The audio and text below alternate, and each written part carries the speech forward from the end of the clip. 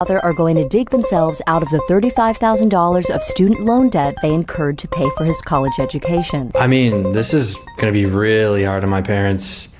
When I was in college, I just assumed that, they would pay off my student loans within a few years of me graduating.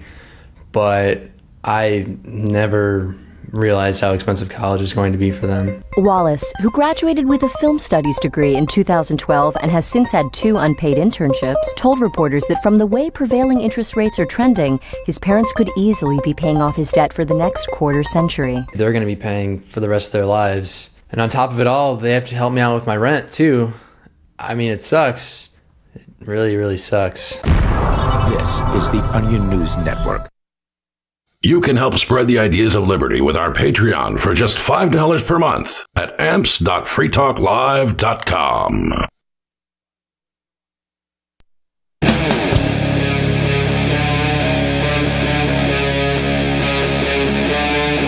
Free Talk Live.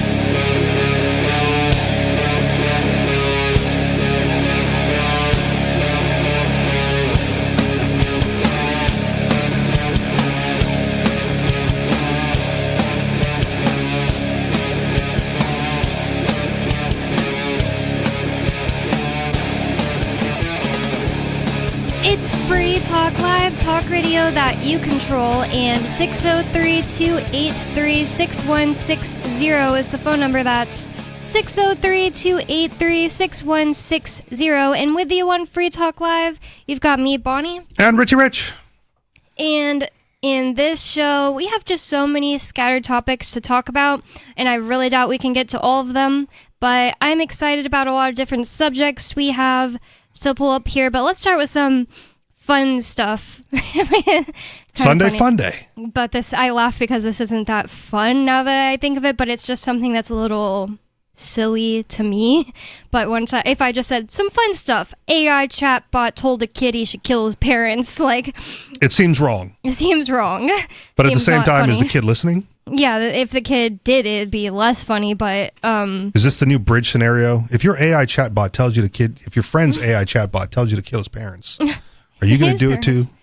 Oh my gosh. Yeah, that definitely sounds like it, because this is not the first AI that suggested something similar to a kid. An AI suggested a kid kill himself, and then there was a kid that acted on it. Oh my gosh, I forgot about that one. Okay. Actually killed the parents? No, himself. Oh, okay. Did you see? Oh, yes. Maybe it didn't suggest he killed himself, but he was in love with it, and therefore he killed himself. Yeah. And the mom wanted to sue the AI company, and even just the regular Twitter Denzians were like, this mom is in the wrong. She shouldn't be able to sue the company because you should be parenting your kid and all that stuff. So I was surprised by that. Yeah. With the right to life, if you believe in rights and you believe you have the right to life, you also have the right to die. Mm-hmm. And so there shouldn't be anything wrong with suicide. And if you're so emotionally unstable that you're that easily swayed to do it, the kids that get bullied into it, I know. It's not that I'm saying I don't care about that. I don't find anything. I don't care or feel bad about that. It's not really that. Not that I spend a whole bunch of time feeling sad about every little thing that's bad in the world, but it's not even really that. It's just that I don't think the government should be allowed to go get in the situation and do stuff to the company or the mom, And I've always told people, I'm not suicidal, I'm homicidal. Right? So if you're bullying me, trying to get me to kill myself, it's not going to work. Why would you say you're homicidal? Because I'm going to go after the bullies instead. Yeah, but... Right? Those are the people that deserve it. Yeah, but telling people you're homicidal might make you get in trouble in some way, It might. But at the same time, I'm not going to be bullied into killing myself. I'm going to attack the bullies. I think that if someone say you're self-defense-icidal or something. Yeah, whatever. Well, then again... Doesn't sound as cool. It's also not self-defense if you're just being... bullied and you kill someone. I'm just saying, I don't feel bad for the bullies that get murdered. Yeah, I don't either. But Or I also, unalived, as the kids like to say. yeah, on Like, I think you we deserve can say it. that. We can say it on Okay. radio. They just you can get in trouble if you're like on TikTok and you say it. They just Yeah, whatever. they have to flag a whole bunch of stuff on TikTok and It's changing the language. I think it's like it's. I'm not saying it's really a good thing or something, but TikTok is being self-defense societal in that way because they keep getting in trouble every time somebody kills themselves for a TikTok trend or whatever the heck. So if they see the word like suicide, it's just like, oh, that's flagged. Sorry, you gotta ask Unalived it himself. to come back. So that's why I say that. And it's like a lame, dumb thing. And I wouldn't say it in regular conversation, like to be cool or something, but I think there are definitely people who do. Because there are people who just adopt a TikTok type of way of speaking. And I anytime I even, like, something comes out of my mouth and I realize that, oh, I got that from, like, internet speak, I try to consciously not to do it anymore. I think it's cultural and generational and regional. But Right. I Like, feel like no it's just one where I'm lamer from when says it's wicked. internet. Yeah, I agree. Generational and location-based ways of speaking are a thing, and it's Yeah. not so cringe. It's so much more cringe when it's like, if you're saying unalived, that's an internet culture thing, you know? Yeah. And it's like, I say It's only internet cringe because culture- you're not part of that generational trend. I say internet cultural things on the internet sometimes to be like funny and like ironic, and sometimes just because it's like a good way to say something, but it doesn't come out of my mouth in conversation. Okay. That'd be so cringe. Fair. There's one. Yeah. Cringe is one I think that came into normal talking naturally. Like, first it was kind of an internet thing. All right. Not that it wasn't a real word, but the way it got used, like, It's oh, definitely more prevalent now than it ever used to be in the past. yeah. Yes. I didn't know the word when I first saw it, and it was already a word, You but used to be like, ooh, that made me cringe. yeah, okay, I did know it in that term. But then just saying something is cringe, yeah, Right. that wasn't an application of the word, I guess, I don't think, before. So, but in other news, in cringe news, a lawsuit, a chatbot hinted a kid should, it only hinted, a chatbot hinted It was a strong suggestion. that a kid should kill his parents over screen time limits. Oh my gosh. I'm for it. Oh my gosh, I feel like Free the kids. Stop restricting their liberties to be on their tablets. this is something that a kid that's unstable enough would act on. Well, the AI told me to. And have you seen this one video that I picked up my phone, but I'm not going to be able to find it fast. It's this big autistic boy. You don't see the boy in the video. And the woman, she's like a black lady. You could tell by like her accent. I think you see her hands in the video. And she said she's a single mom and her kid is a bigger than her Okay. autistic, like 13-year-old. And she took his computer from him or some kind of internet device from him. And she's just showing the damage of like how much he wrecked the house because of it. And there's like a marble countertop and he broke it. Nice. It's not nice. I mean, It's horrible. I would get rid of him. I would put him up for adoption or something. okay. I'm always sympathetic, depending on like whose device it is, right? I believe that gifts are unconditional. Mm-hmm. And so if you say, here, Tommy, this is your tablet, then it's Tommy's tablet. And I don't care if you're an adult or a parent, like you don't get to take it away because it's not yours. Well, what if you give him a take it- knife?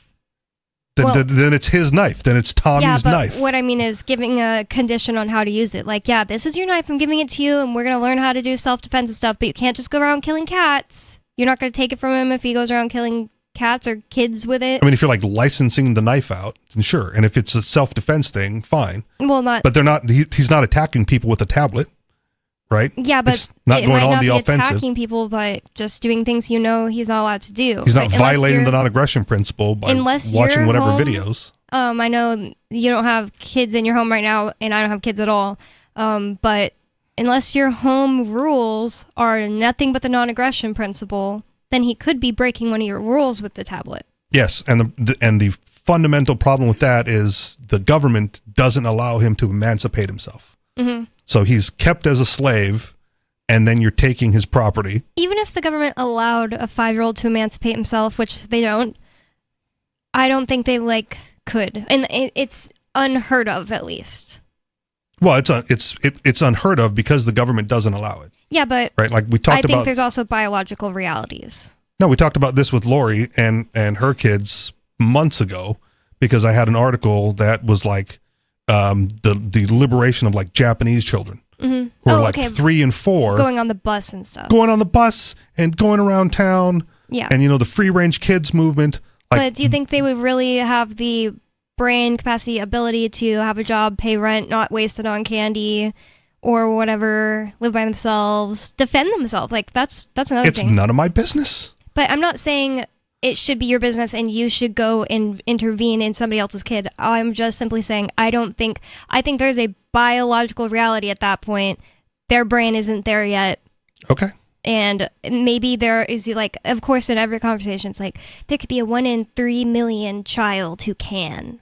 And I agree that child shouldn't be held back just because of his number on a piece of paper that says he's 5. And I would suggest that the 1 in 3 million or whatever number it is more a result of the culture and the rules than it being a random, it being like an anomaly. I also agree. Kids are more capable than you give them credit for. Yeah. And if you allowed it, you would see more of them, expressing that capability. I definitely agree that kids are more capable than most people think they are, especially the type of parent who talks to their 5-year-old like they're a baby still. Yeah. And me and my siblings kind of made the mistake of doing that with our youngest brother. And I see all the things I kind of messed him up with. I hope he's not listening, like it's not playing at my parents' house or something, but he's the youngest of 8 and the cutest one. Like we all always say like, oh, we're so glad that he was born last so we can all enjoy him. He's the cutest baby. And then we talk to him like a baby. I mean, we did until he was like 5. Yeah. And now he's 11. And he's actually a pretty good kid. Like he came and stayed here for a month. And I was surprised by so many things he was like mature about. But if I had a kid, I think I would do it differently. So. Which is fine. But again, if the gift is unconditional, we'll go back to that. Oh, yeah. If it's unconditional and you hand it to him and you go like, well, this is mine and I'm allowing you to use it, is different from this is yours. Yeah. And if you say this is yours and they're not aggressing against anybody and they're not violating the non-aggression principle and they're not being violent with it, right, then you ought to not take it away because it's not yours. You're stealing at that point, regardless of their age. I think that is a great point. In fact, I think more parents should tell kids that things that they have are actually theirs because they bought it and they're going to allow you to use it. And then you're not teaching a kid that I can steal from you at any time. Why? Because I'm me and you're you. And I'm the authority figure, and that's what authority figures do. Yeah, I definitely believe in rules that are not just the non-aggression principle for kids, because it's like they should be free to run out into the road, like Skeeter always says, but we would stop them.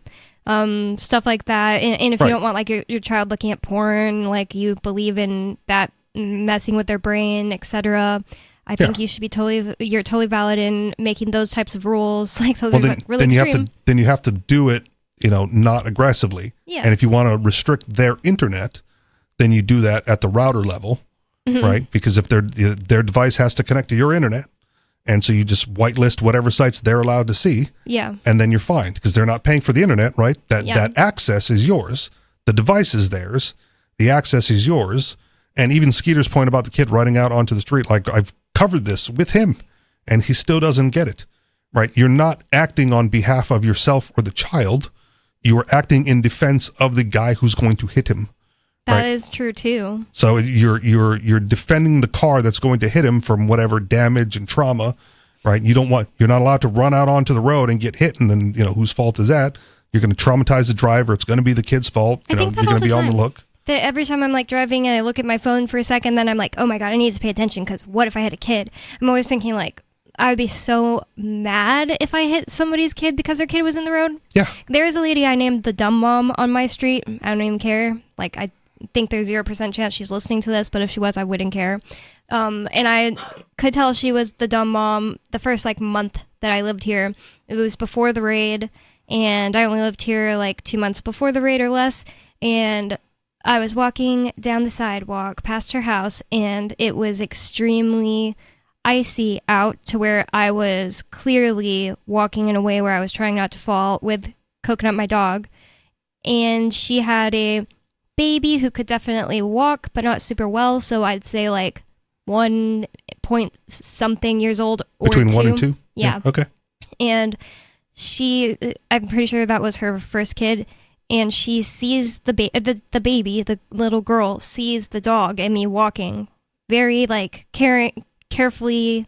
It's already just annoying that she's allowing her kid to mess with me at all in a situation like that. Plus, people just think, oh, my kid's a human. They deserve to touch your dog. And it's not true. And so she didn't actually get up to us, but she started chasing after us and saying, like, doggy. And I didn't respond the whole time because I think I was like signaling that I didn't like this and I didn't want her kid to run over to us while I'm trying not to fall and touch the dog. Yeah. But the road or the sidewalk was extremely slippery, so the baby she's like laughing. She's like, ha, yeah, doggy, ha. And the baby just slips and like really hit her head. It's dangerous even if, I almost said a human. No, it's dangerous even if an adult falls, but then again, they're falling from further and their bones are harder. But anyways, babies are more durable. Yeah, it was still such a dumb mom moment. You could see the look on her face went from like, yeah, puppy, it's a pup. Oh, like she didn't expect that. She saw how I was walking. There was a reason I brought this lady up. That wasn't just. I would to also tell say you this could story. knock the kid over if it goes after your dog, because now you're protecting your dog.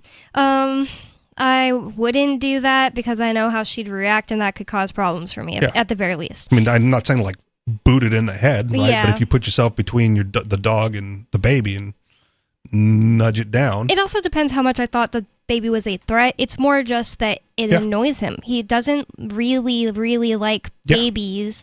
He has to really get used to kids, and the only kids that he likes at all, that he can deal with at all, have always been libertarian kids, because it's like their parents have talked to them about stuff. Respect. Other people's parents just don't think, oh, why should I teach a 3-year-old that? Because they are going to interact with the world. Yes, at some point. A lot of people treat their babies like their first few years don't actually matter or something, or that they're not part of the same human race as the rest of us. I've noticed this. I'm not a parent. They get a pass because they're unaccountable. Yeah, that is true, that they do get a pass if they just happen to do bad things. Right. But people aren't training from the minute their baby They don't is know born. better, so you have to accept the damage that they cause. No. Yeah, exactly. No. Like there was this huge Twitter thing where a lady said that she heard a woman say, I don't find that cute at all. I don't want kids, because her kid ran up and started touching stuff that was in her hand. Yeah. And the tweet was by the mom, and she was like, I can't believe people. No one has to think your kid is as cute as you do. One. And most people don't. It's an evolutionary trait. Yep. What were you going to say? Oh, I was going to interject that's why you stop them from running out into the street. Right. It's because the kid's not accountable, but you can be accountable and be assistant to the guy driving the car. Yeah, or the woman holding stuff in a store, Yeah, and the little whatever baby it is. crawls over, or the person trying not to fall over. It could have been dangerous, like technically, if the baby could run up the icy sidewalk somehow faster than me and like touch my legs, you know, literally could have been dangerous. But Also, good reason to have a dash cam. she's just a dumb mom, and her baby screams so much. There's babies across the street that don't scream, but there's that baby down there just screams every time I'm passing the house. Anyways, we have a caller in line. Free Talk Live is an open phone show, and you can call 603-283-6160 to tell us whatever's on your mind. Do you think I sound like a ignorant, not parent, and you want to set me straight? Honestly, you can. It's 603-283-6160, and we have Dave Ridley from here in New Hampshire on the line. Dave Ridley is from RidleyReport.com. What's on your mind? First of all, I'm visiting Colorado right now. Oh, okay. But the thing that's on my mind is former state rep Melissa Blasek of New Hampshire, Republican, liberty-leaning, she's raising concerns about something that I thought I should share with you. Okay. So I have a little bit of trouble nailing down the name of this thing, but basically it's like some sort of a federal program to try and sort of intrude the federal government into the any school clinics that might exist, or at least some of them. Does that make sense? Like a health clinic? Yeah. Okay. And the idea is just to, like the federal grant goes to various, school districts or towns or schools, And Yeah, if you take the then- federal money, you kiss the federal ring. right. And Melissa she's- wants to stop it? Yeah, she's pointing toward the CDC, if I understand correctly. And I went looking for the program. I don't remember exactly what she called it, but the one I found on the CDC is called the Whole School, Whole Community, Whole Child Program. If you can fit that into one mouth. Wow. And I looked it over, and it's all kind of mealy mouth. Doesn't really say that much, but. Melissa is warning that at least one of these federal programs that are trying to come into the school clinics, she says they're trying to gain surgical capacity in some of these clinics. Oh, so this is an anti-trans thing. I don't know. Okay. I mean, the big thing with like surgery on the youths is compelling. Is part of the trans movement compelling them to have their transitional surgeries early on before puberty, perhaps, and so that's the big contention. Like the anti-trans people are protect the kids, they're not allowed, and you're not allowed, and they shouldn't be touching them, and leave the kids alone. And the pro-trans people are like, well, no, if I know I'm trans and I want to transition before my body's disrupted by puberty, I should be allowed. She did not mention the trans issue. We talked about this. It was part of an interview that I did with her, which you can see on RiddlerReport.com. The main takeaway here, though, is that she said the program's already in effect in, again, whichever program it is already in effect in... But what other surgeries are being compelled in elementary schools at present? Oh, no, I don't know. I don't think there's any... I don't know if there's any surgery active yet in New Hampshire, but it's just that there's 4 schools that already have this program. Does that make sense? Yeah. Well, I mean, I get you, but my point is that the only contentious surgery on the table right now is transgender affirming surgery. It does sound like that this is somewhat of a dog whistle, maybe. Yeah, she might be dancing around beating around the bush or dancing around the issue, but it's definitely I would contend it's definitely a trans issue. From what I've heard so far, it does sound like something I support, as in stopping the feds from giving money to things in the state. I support that across the board, just for that. Yeah, I mean, I feel like I don't know enough info to actually say it. New Hampshire doesn't New Hampshire do that with the roads?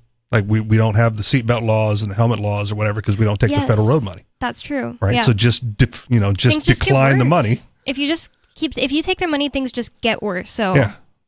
Is she a state rep right now, Dave Ridley, or is she only a former state rep? No, she's a lobbyist now for reopennh.com. Okay. I'm sorry, which is now referred to as rebuildnh.com. Okay. Yeah, I mean, Bonnie's right. If you decline the federal money, then you don't have to follow the federal rules, right? So just tell them to, screw off, and it's not an issue. And if you can compel all the schools in the area to not take the federal money, then the point is moot. It's a non-issue in New Hampshire. And it's just school clinics, you're saying? That sounds like what they're focused on. Yeah, and again, apparently already in effect in four schools in New Hampshire. Then they should give back the money. Do you have more to say about this? No. Okay, thank Nothing you else to add. so much for the call. Interesting. It sounds like something I would accept those terms. Yay, we don't take Fed money. 603-283-6160. It's Free Talk Live. More coming up.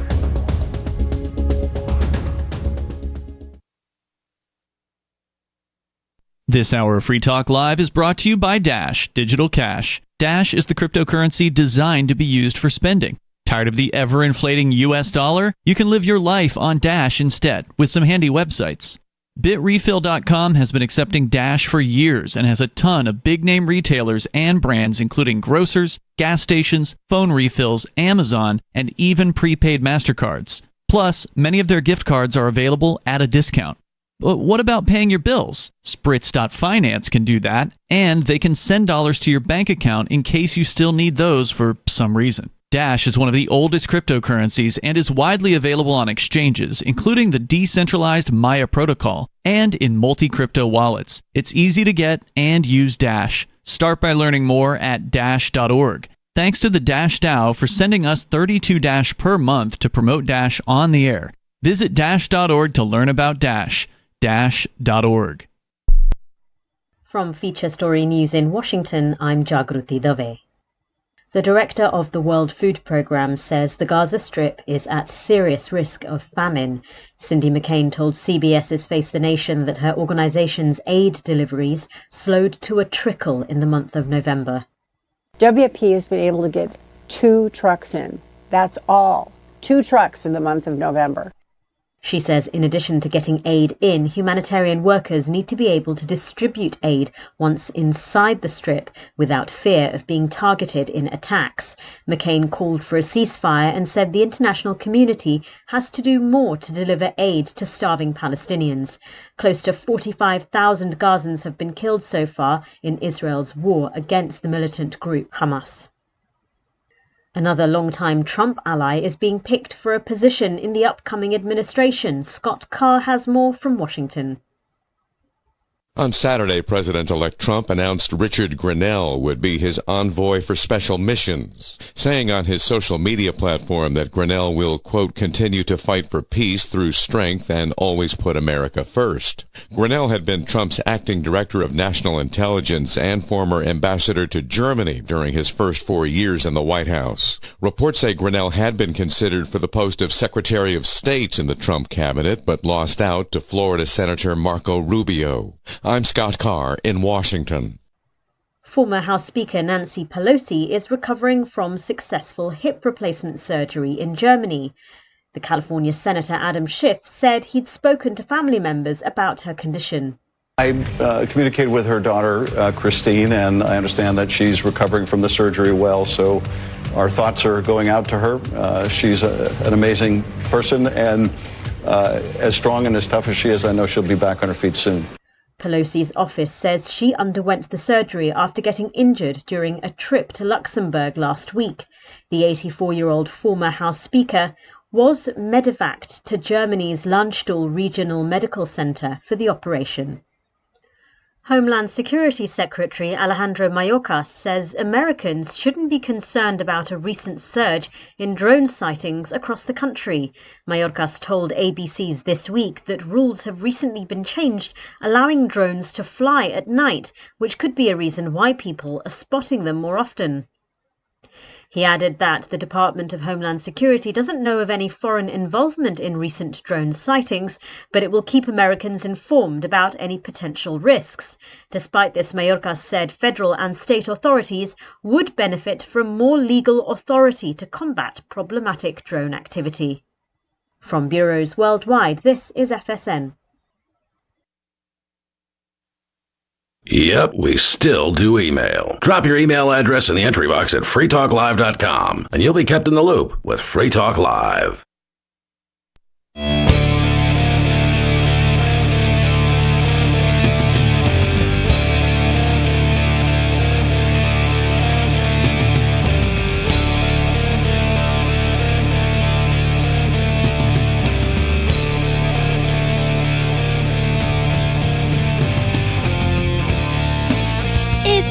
Talk Live, talk radio that you control.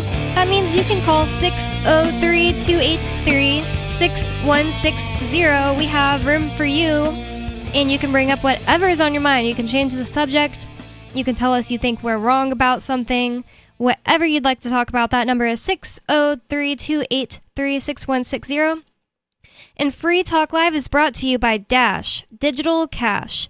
In addition to being one of the world's first cryptocurrencies, Dash was the first crypto project with a decentralized, autonomous organization that to this day continues to improve and promote Dash. Thanks to the Dash DAO for sending us 32 Dash per month for this sponsorship. It's easy to get and use Dash. You can learn more at dash.org. That's dash.org. And with you on Free Talk Live tonight, you've got me, Bonnie. And Richie Rich. And we already have a caller on the line, so I'm going to go straight to the phones. Unscreened caller, you're on Free Talk Live. What is on your mind? Gonzaga. Represent.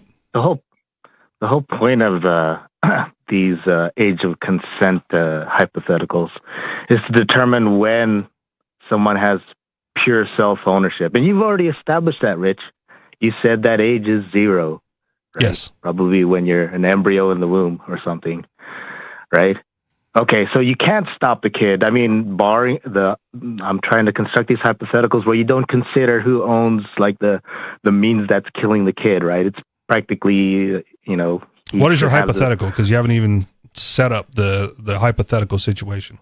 We mentioned the kid running into the street, and I said you prevent that. You prevent the kid from running in the street, not because you're aggressing against the kid, but because you're acting in defense of the driver that may hit him. In my opinion, I like that idea, but I also think it's only one reason. I think it's a great reason to stop the kid. Okay. Because if you think about it, I think this is where Skeeter's going with this. What if a boulder is rolling down the street and the kid's about to run in front of it? You don't stop him? Yeah, you could. I think that it's technically going against their autonomy, and you would tell them... If they're jumping in front of the boulder because they're trying to kill themselves, like, you have no right to stop them. Well, I think this is not the point of my parent would, but I also think a kid might just...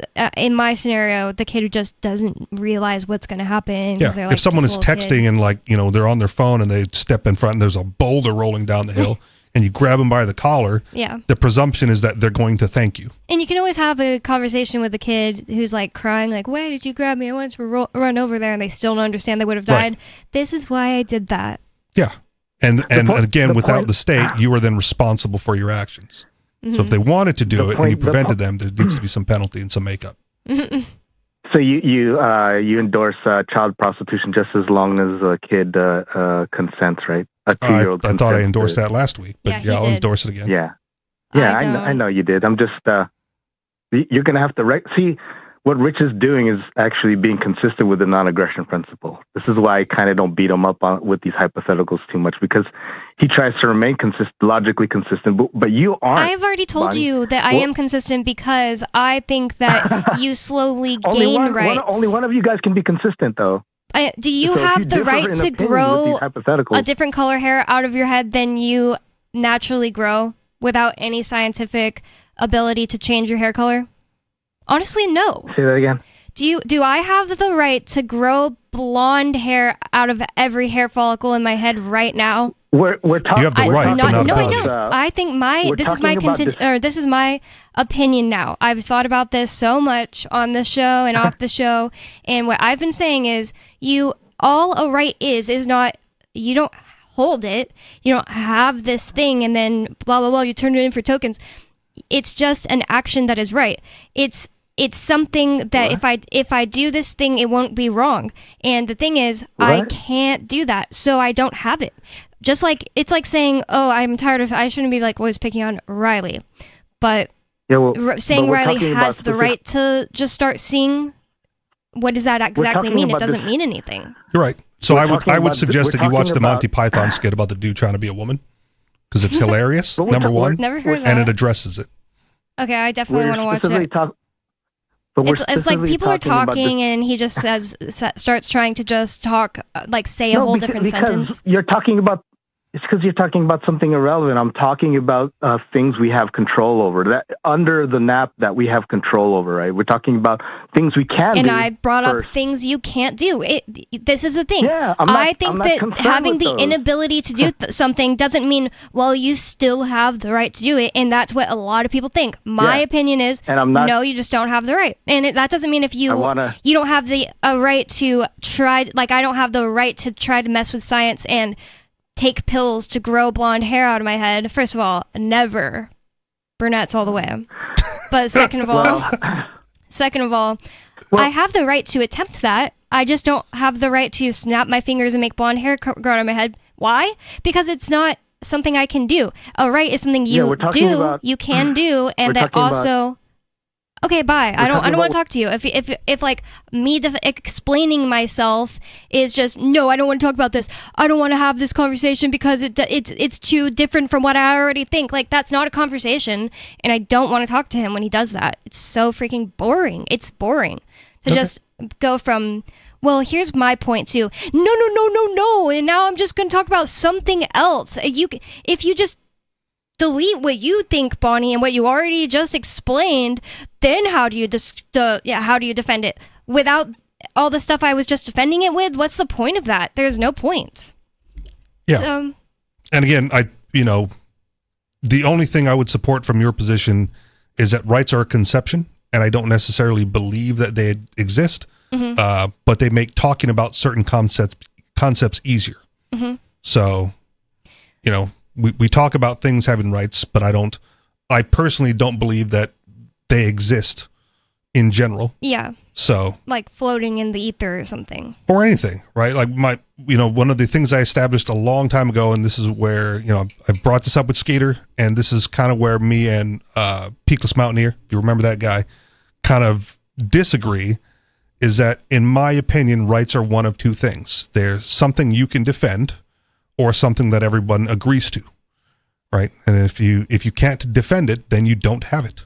So your right to property is contingent upon other people going like, no, that thing's Bonnie's, or you being able to defend it when someone tries to take it from you. And if you can't defend it, and then you can shake your fist at the sky all day going like, I have a right, but you don't. And I really think that having a right language is just what gives leftists all these stupid ideas they have. Like, you have a right. You're born with a right to things you don't have to do anything to have. Like usually with leftists, it's a right to somebody else's labor. Exactly. And you don't, right? And if you're going to exercise your right to somebody else's labor, you will be confronted with them defending their own liberty against you. And they take it further and further and further to where it's like, I have a right for everyone to think I'm attractive. And all it is this narcissistic, not actually true mindset. But I would suggest that they do have that right. That is their thought process. They can think whatever they want. They have the and right I'm not going to stop think that everybody thinks they're attractive. They don't have the right to demand that everyone call them attractive. Or meet someone and make him change his mind. Sure. Or her. Yeah, but they can think whatever they want. That's their own thought process. You know, I'm not trying to control their mind. They can think they are hot. They can think that everyone thinks they're hot before interacting with them. But then if someone tells them, I don't think you're hot and you can't change your mind, I just am not into whatever type of person you are, they don't have the right for that person to change that opinion. They can't change the other person's mind, but they can tell themselves whatever story they want. And I'll give you an example. I used to work in retail. I used to work at a gas station, and from my side of the counter, either consciously or subconsciously, I would flirt with the cute girls, and I'm funny generally. Like, I'm a funny guy. I stand by that. You don't have to think I'm funny, but I know I'm a funny guy. And there was one time, like, I made a joke of this cute, like, you know, to this cute little Asian chick, and it totally bombed. Like, it didn't go anywhere, didn't get a laugh, didn't get a smirk, got like no response. Yeah. And my regular customer, who's like, you know, he's an Adonis, like just tall, handsome, like fit. You know, I see him at the gym all the time. He goes, "Ooh, that was rough." And I went, "Nah, she doesn't speak English." And he goes, "Oh, really?" I go, "I have no idea. But if I tell myself it doesn't speak English, then it's not my fault that joke bombed. But right? That's on her." I think that's a great mindset, like to not feel bad about yourself and stuff like that. So I tell myself whatever story I want to make myself feel good. Plus, the thing is, it might have not been that you're not funny. It could have been that she just didn't get it. She wasn't in the mood to laugh. She's having a bad day, etc. Yeah. So it doesn't mean you're not funny. But, understood. But I told him I could do that with everybody. If you don't laugh at my joke, it's not my fault because I know the joke's funny. It's because you don't speak English. You didn't understand it. But you do understand that is a different thing than having the right for her to truly think that joke was funny. Yeah, and I'm not trying to convince her, but a leftist going like, well, I'm beautiful and you're wrong because I know I'm beautiful.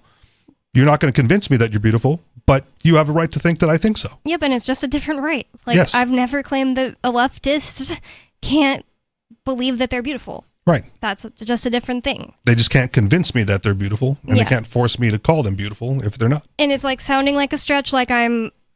Well, where do you have this idea that leftists want everybody to think they're hot? But no, this is a serious thing where people say stuff like, you're racist if you're not into me for whatever race I am, or racist against them, or ableist if I don't have a leg and you're not attracted to me. And I'm telling you, people take it that far. Spend some time on the internet if you can spare some. If you don't date a trans dude, you're transphobic. That is a whole other huge one, yeah.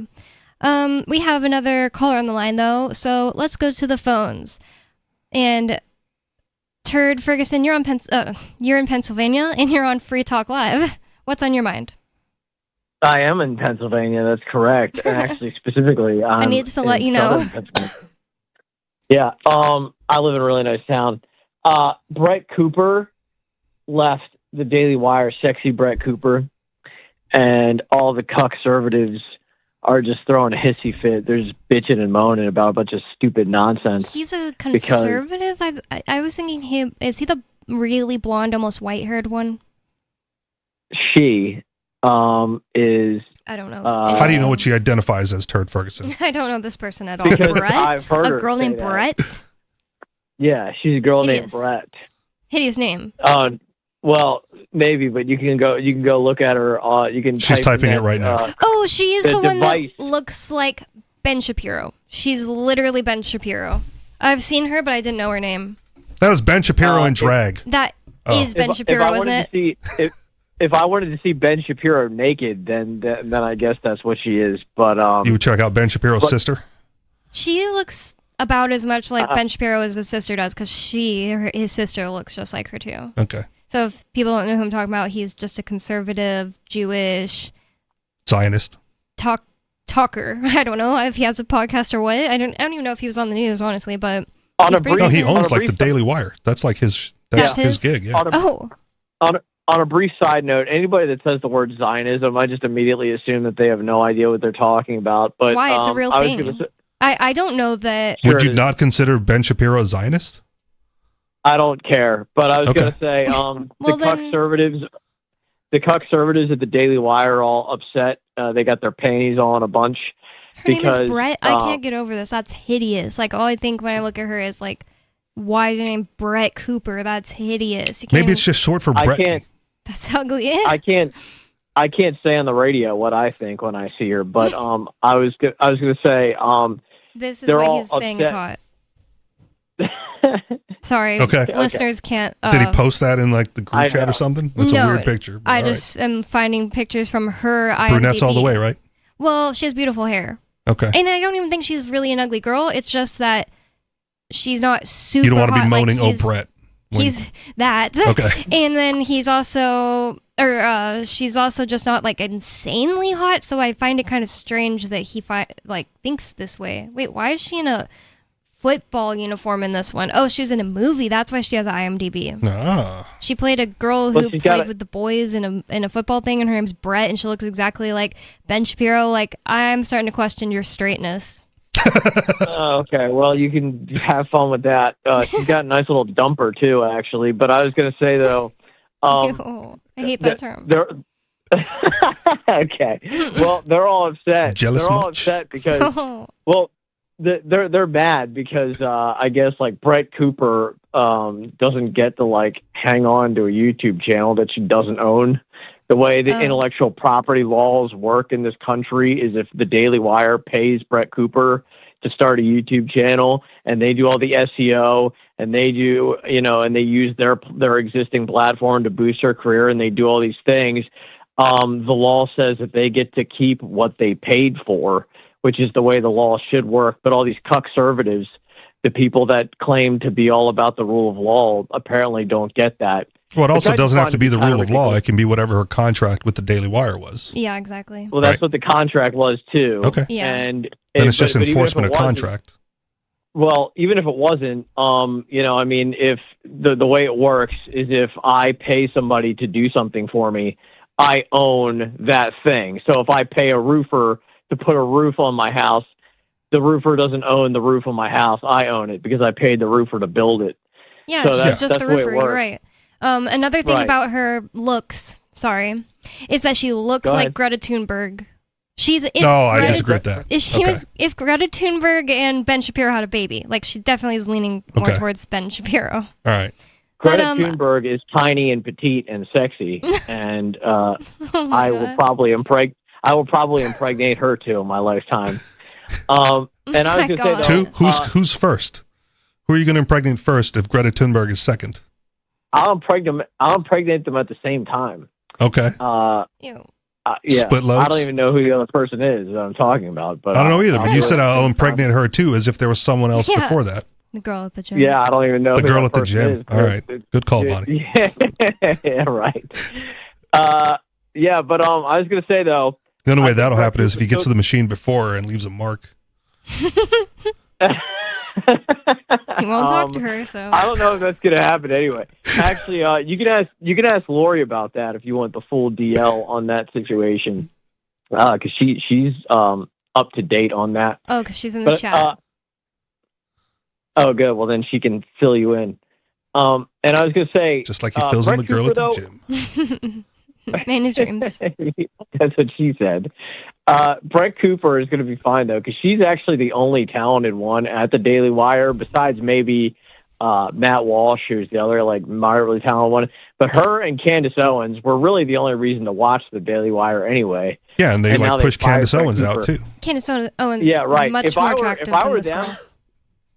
I think Candace Owens is pretty attractive. But I was going to say, though, if I was the Daily Wire, if I was the CEO, Jeremy Boring, and his last name is appropriate.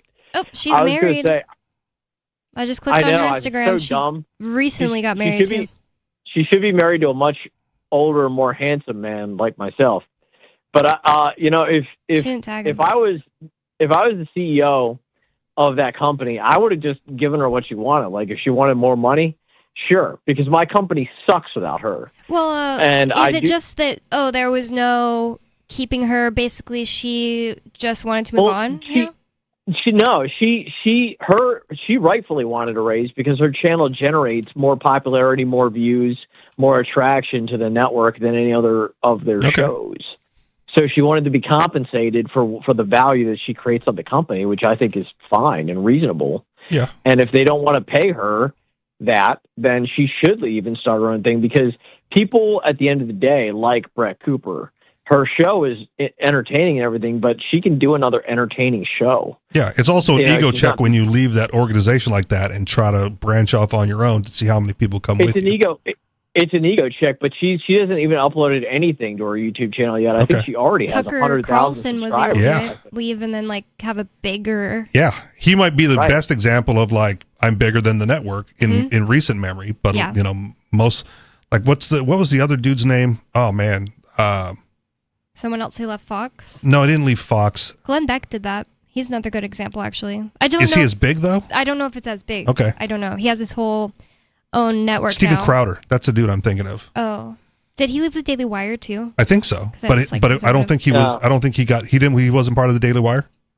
No, I thought he was never part of the Daily Wire. But there was a thing where they were going to hire him, but that deal went sour. And to be honest, I think that was Crowder's fault, not the Daily Wire, because he's just a moron. Says he worked for Fox News. Well, either way, I mean, he branched off. He tried to do his own thing, or didn't associate with the Daily Wire.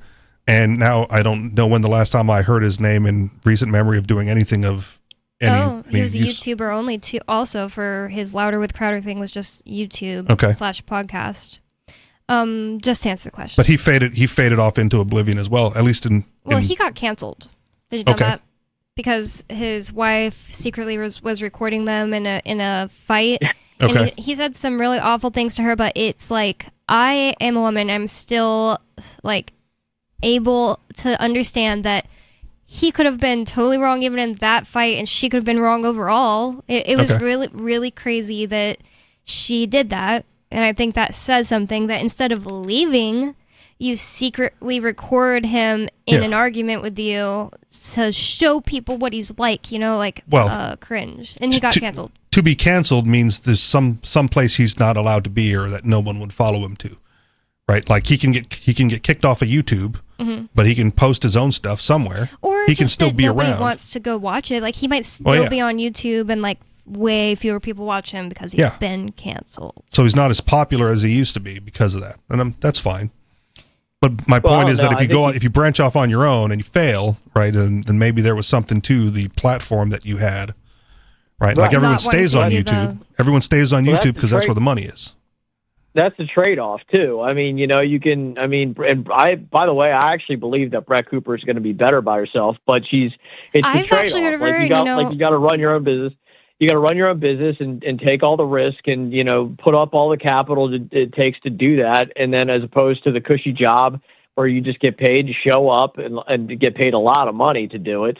Yeah. And everything in life like that is a trade-off. That's capitalism. and she should do what makes sense for her. But, you know, I got to say, in all reality, I mean, like, look, I'm good at the whole business thing. I'm an ambitious guy, but I actually dream of working, you know, having a job, working for Universal Music Group or something, doing what I love to do. And then I could get off at 5 p.m. and go to the gym in LA and look at some babes and, you know, get wasted for the rest of the night. Why don't you go and apply? Get fat and eat caviar. Thought he did. Huh? Oh, did you already apply? Did he you closed up a whole bunch of businesses to make a move, right? I did. Okay. Well, I did. I didn't apply to Universal Music Group. I applied to a very big TikTok, big social media platform that you've heard of that I just said. Okay. That's about to get shut down in a couple of weeks. Yeah, I know. Smart move there, Turd.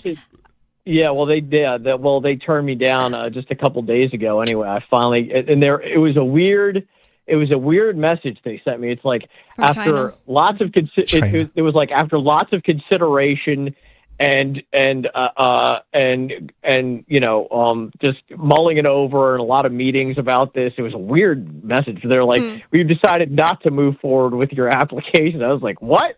I was like, after much consideration, I was like, so that's you're telling and a whole me bunch of meetings just for you. Well, they kept meeting. They just called to a laugh board at you. meeting just to discuss Turd Ferguson. It was they were discussing it a lot because it was so funny, your resume, and they were just meeting just to laugh at you and make jokes about how ridiculous it is. Is this guy serious? Did AI submit this resume? Is this guy serious? Is this a fraud? I'm just kidding, Turd. I think you should just keep applying. But as far as this Brett Cooper girl, I did not know her name, but I did know her face. I've seen her on the internet before. Okay. And I just thought it was legitimately like a joke, like an AI Ben Shapiro. Okay.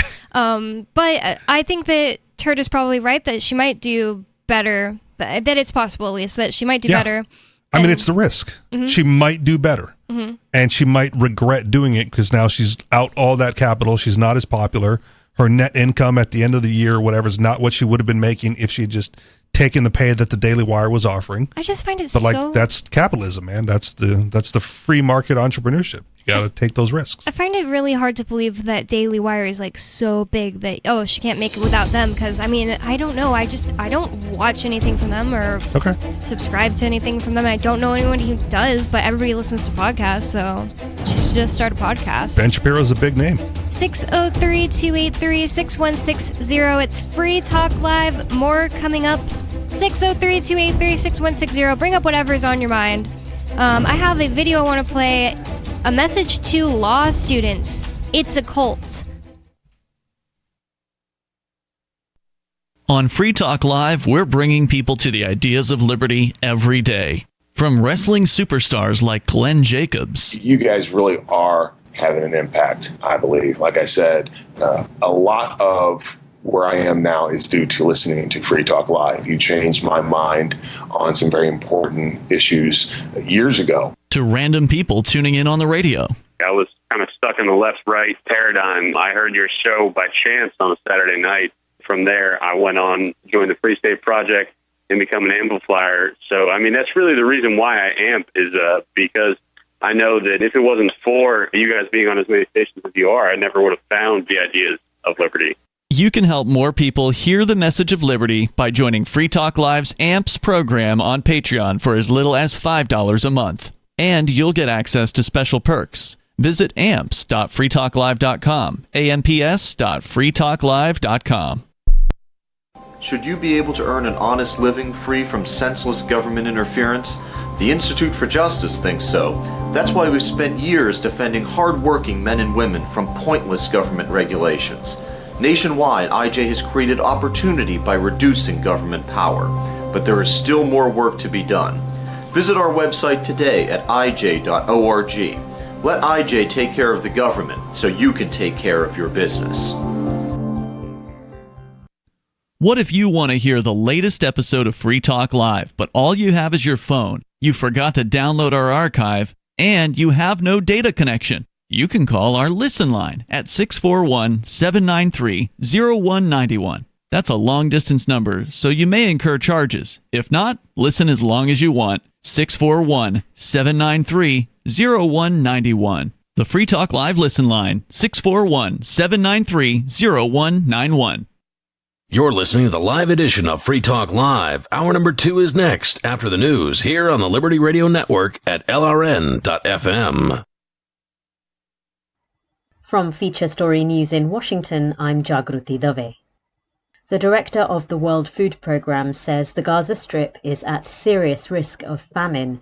Cindy McCain told CBS's Face the Nation that her organisation's aid deliveries slowed to a trickle in the month of November.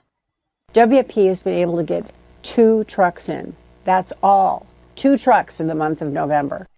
She says in addition to getting aid in, humanitarian workers need to be able to distribute aid once inside the Strip without fear of being targeted in attacks.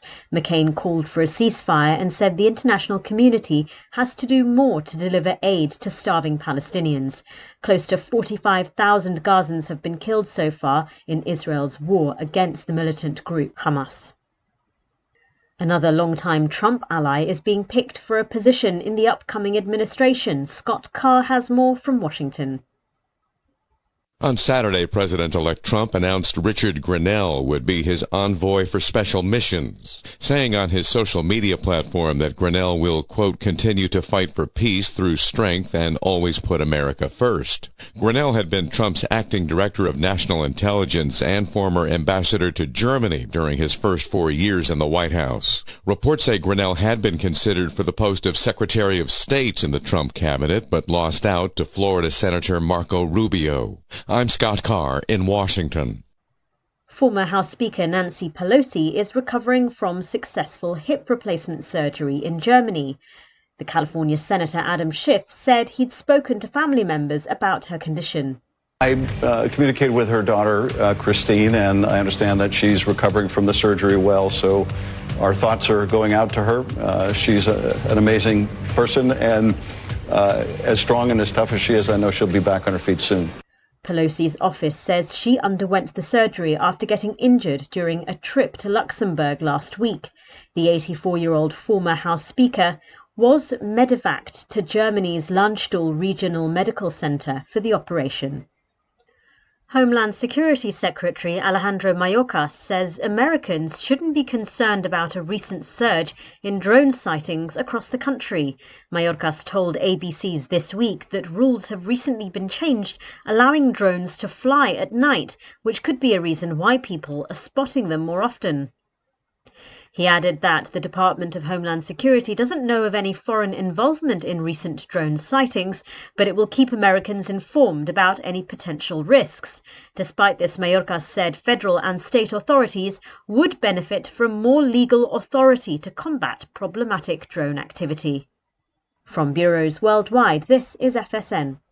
With FSN Spotlight, I'm Simon Marks, looking in more detail today at China's decision to launch a monopoly investigation into Nvidia, the American technology company and chip manufacturer that has seen its share price grow 2,300% over the last 5 years. Beijing is accusing the company of violating pledges that it made when it acquired an Israeli company, Mellanox Technologies. It promised to supply China with equipment on fair, reasonable and non-discriminatory terms, an agreement that Nvidia denies breaking. But there are bigger issues at play, according to Bob McMahon of America's Council on Foreign Relations. China announcing this is a warning shot to say it can do things like this if the U.S. continues to try to ratchet up its controls on China. Specifically, the case that seems to have aroused China is one that they had preliminarily approved about 4 years ago, which was the acquisition of a company called Mellanox Technologies. China's now come back and said, actually, there are things involved in this acquisition that smack of monopoly. And so with any company the size of NVIDIA is going to potentially face this. But this one seemed to be clearly a Chinese move to retaliate and just try to say, look, how much longer do you want to play this? We have things we can do. And this is another step. Nvidia has enjoyed a 90% share in China's artificial intelligence chip market, but is facing increased competition from Chinese manufacturers, including Huawei. With FSN Spotlight, I'm Simon Marks. The main headlines again. The director of the World Food Programme says the Gaza Strip is at serious risk of famine. Another long-time Trump ally is being picked for a position in the upcoming administration. and former US House Speaker Nancy Pelosi is recovering from successful hip replacement surgery in Germany. And that is the latest from Feature Story News. I'm Jagruti Dave in Washington. While getting drinks after work with a group of coworkers, local shipping clerk Russell Chambliss told reporters Wednesday night he was unsure whether he was bonding with his male associates or being mercilessly bullied by them. I'm pretty sure that Bill called me limp dick earlier, and Todd keeps punching me in the shoulder. Pretty hard, too. I can't tell if it's their way of letting me feel like I'm part of the group or making me feel bad about myself. Chambliss said while his coworkers verbally demeaned him and even made him feel physically threatened at various points in the evening, they did so with large smiles on their faces, making it extremely unclear if his coworkers enjoyed his company or wanted him to leave the bar. Well, I told Jeff about this problem that I was having with my girlfriend, and he called me a pussy and then walked away. But then, like 5 minutes later, he came back with a beer that he had bought for me. What does that even mean? Apparently I'm invited over to Todd's house for dinner this weekend. I guess that'll be fun. For more on this story, keep checking theonion.com. This is the Onion News Network. Got Telegram? You can follow our channel there and discuss show prep with other listeners at telegram.freetalklive.com.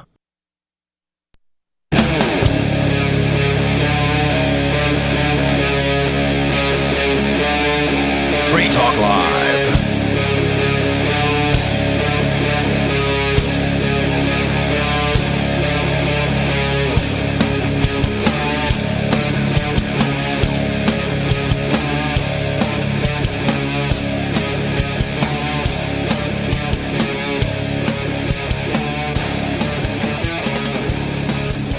It's Free Talk Live talk radio that you control. 603-283-6160 is the phone number. That's 603-283-6160. And you can call in with whatever's on your mind. That's the point of Free Talk Live, that you can call and share whatever's on your mind. Tell us we're wrong about what we're saying, or just give your opinions, or ask us to change the subject to something else you're interested in. It's up to you, because it's Free Talk Live. And not your keys, not your Bitcoin is a lesson that too many people have learned the hard way. It's always best to get your crypto into a wallet that you control, but not all wallets are equal. Many of our hosts have been using Edge for years to manage crypto, and there just aren't many wallets to compare.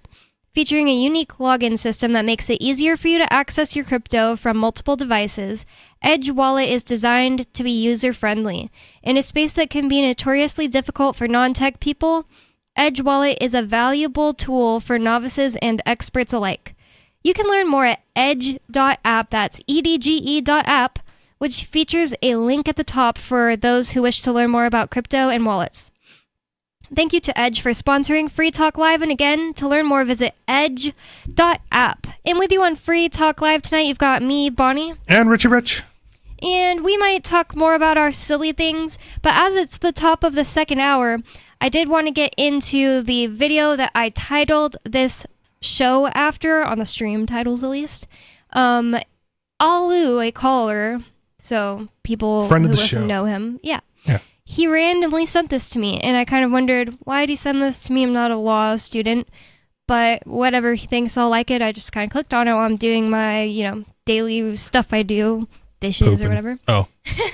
And maybe I like to listen to stuff when I do that, but anyways, this video, who is this? What I never got his name the whole time. His name is Litowitz. So his first name isn't popping right up. Okay. But his name is Litowitz, so that must be his last name. And he talks directly to, and when I click on his Facebook link that's there, it's only Litowitz on Law, not his first name. So sorry about that. But it's a reputable source. The channel, if you want to find it, is Sure you want to say this? Towit. Diltowit. Okay. So, DIL to wit, like you're witty. Ah. Oh, it's D-Litowit. There we go. D-Litowit. All right.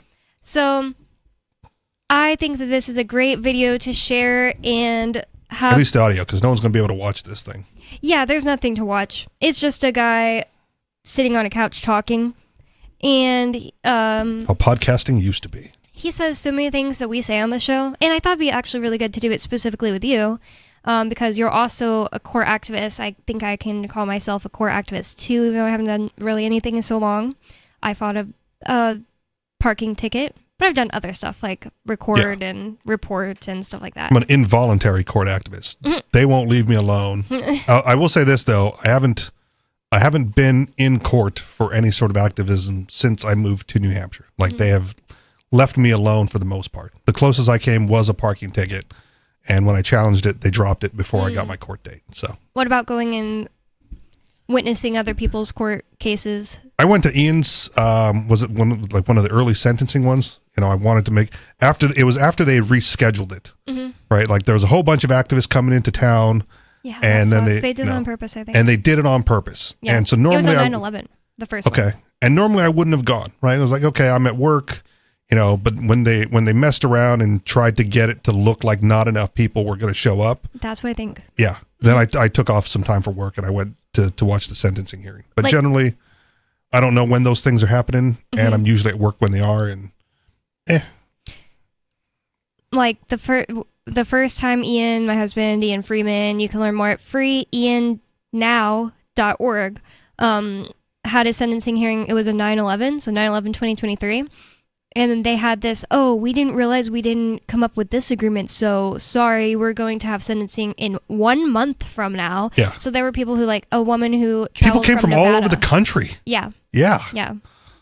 So that was ridiculous. They did that on purpose. And luckily, tons of people just rescheduled. They were like, well, we're going to come back. And that was great. And I made it a point, and when I, by the time I had got there for the second one, the rescheduled part, I was already like pushed into the overflow courtroom. So there was that many people there on the rescheduled date. Nice. And that felt good. Yes. So I just bring that up because we're talking about court activism. Mostly all I like to do is go and witness and help film. Adventures in Legal Land. Yep, I have had adventures in Legal Land. And I've done a few things recently that I'm not Ian, so I messed up and I didn't have my camera right for the last court case that I went to. It's like, you live and you learn. Now I know how to not do that. Stuff like that. But I've also went and handed out jury nullification flyers to jury people going in. That's going to get interesting. Why? Jury nullification? Because Luigi Mangione. Oh. That dude. Yeah. Like, he's got so much popularity that they're already talking about, well, we can save him at the jury box. Mhm. So now jury nullification is hitting the mainstream. That's such a great point. I hadn't seen anybody talking about it. So that's really interesting. Jury nullification, for the listeners that don't know, is the idea that it's totally legal for you to watch a whole trial, you're on the jury, and you see, in my opinion, the guy totally did it. But You can vote your conscience. Right. But even though I think he did it, I'm going to put not guilty because I don't think anybody should be punished for what he did. And Or the law is bad. yeah. Right? You can nullify so many things. Yep. And I think I don't know where this came up, but it was, the tax protests, right? If someone is on trial for like tax evasion or willful failure to file or anything like that, like the jury can set the precedent, right? But they've turned the people into victimizers as well, right? Like, I pay my taxes, so you have to pay yours. Yeah, exactly. But if they were to let him off, then nobody has to pay anymore. Yeah. Right? If you can get the consistent message, you can fight back slowly, and then anytime a tax trial comes up and the jury just goes like, nope, not going to convict. Yeah. Right? You would effectively eliminate the enforcement of all taxes through their system by their rules. Straight up. Yeah. Dang it, I forgot it. Stockholm Syndrome. Yeah, and you can do it with drug laws or anything you want. The odd application with Luigi Mangione is it's a murder case, right? And all signs point to like he's the shooter, and you can call in and give me whatever conspiracy you want that I've probably already heard about. I don't believe all signs point to it. Okay. Personally, I think that he's saying all that stuff and he's being crazy about it because he's the fall guy and he might have been even like mentally messed with, a la MK Ultra. Okay. And I'm not saying literal MK Ultra because I know it was a program that closed down, but you think they just stopped doing those things? I don't. Yep. It's a little weird that he had all the paraphernalia needed to, make him the shooter. Just sitting there. At a McDonald's. And the real shooter is getting away. Like, fine, we can have that conversation. And the main reason I don't think it's him is because the eyebrows. First time I saw that guy, I thought he was so beautiful, attractive, and then when I see Luigi Mangione, he's just not a guy that I would feel that way about. Like, I think Luigi is probably gay, just from looking at him. Okay. And by the fact that he listened to Charlie XCX, that's someone Turd has brought up before, 100%, like, either straight girls or gay guys listen to Charlie XCX, no in between. Okay. And, anyways, my point is that it doesn't look like the guy that I saw in the first picture where he's smiling. In fact, I thought that guy was, like, Middle Eastern. And the first guy, the smiling guy, may not have even been the shooter. That was just like a guy that they thought might have been at the hostel, right? That was a guy at the hostel, but it might not have been the shooter. It was just a person of interest at the time. That's a really good point. Whatever.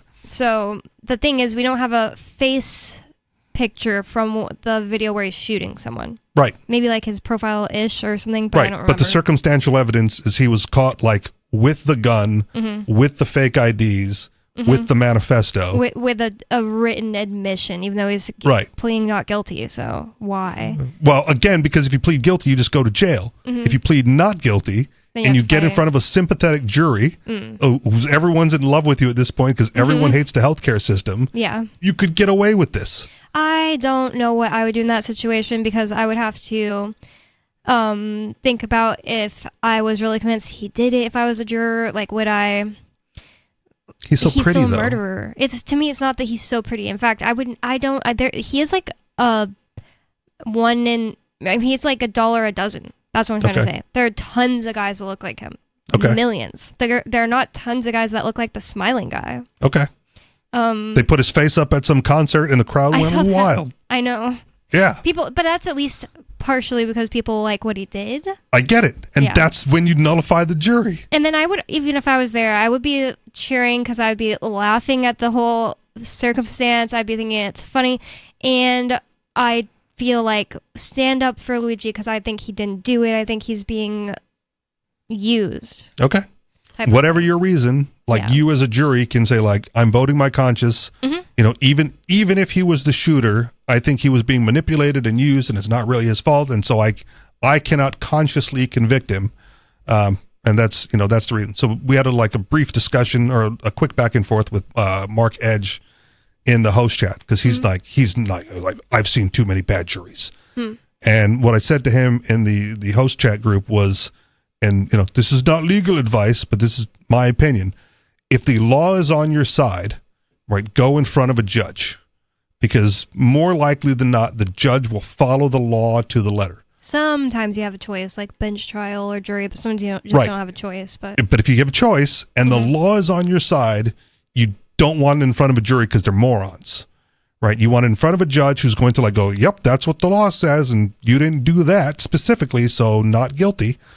If the law is not on your side, then it's worth the risk to go in front of a jury. And Mark pointed out that he'd rather see like a panel of 3 judges, which is fine, but the law still has to be on your side because the 3 panel of judges will look at it and go by whatever the law says generally. When we get to Supreme Court, it's just political, that mess, which is why it always falls along party lines, right? Like, if the law is the law, I would like to see more like 9-0 decisions at the Supreme Court level, and you don't see enough of that. The Supreme Court should be like a jury. To change anything, they should need consensus. So, on the topic of the Luigi Mangione guy, there was part in his manifesto, if it's really his manifesto, whatever, where he said these parasites had it coming, and me and Chris on Wednesday's show were talking about how was it me and you, or was it me and Chris who we were talking about there are more parasites than just government parasites because it was me and Penguin. It was me and Penguin. Yeah. Because a lot of times we talk about on the show how government people are a gang and they're thieves and they're gang members and they're thugs and they're idiots and they're lunatics and they're parasites and a lot of other things, tyrants and goons and despots.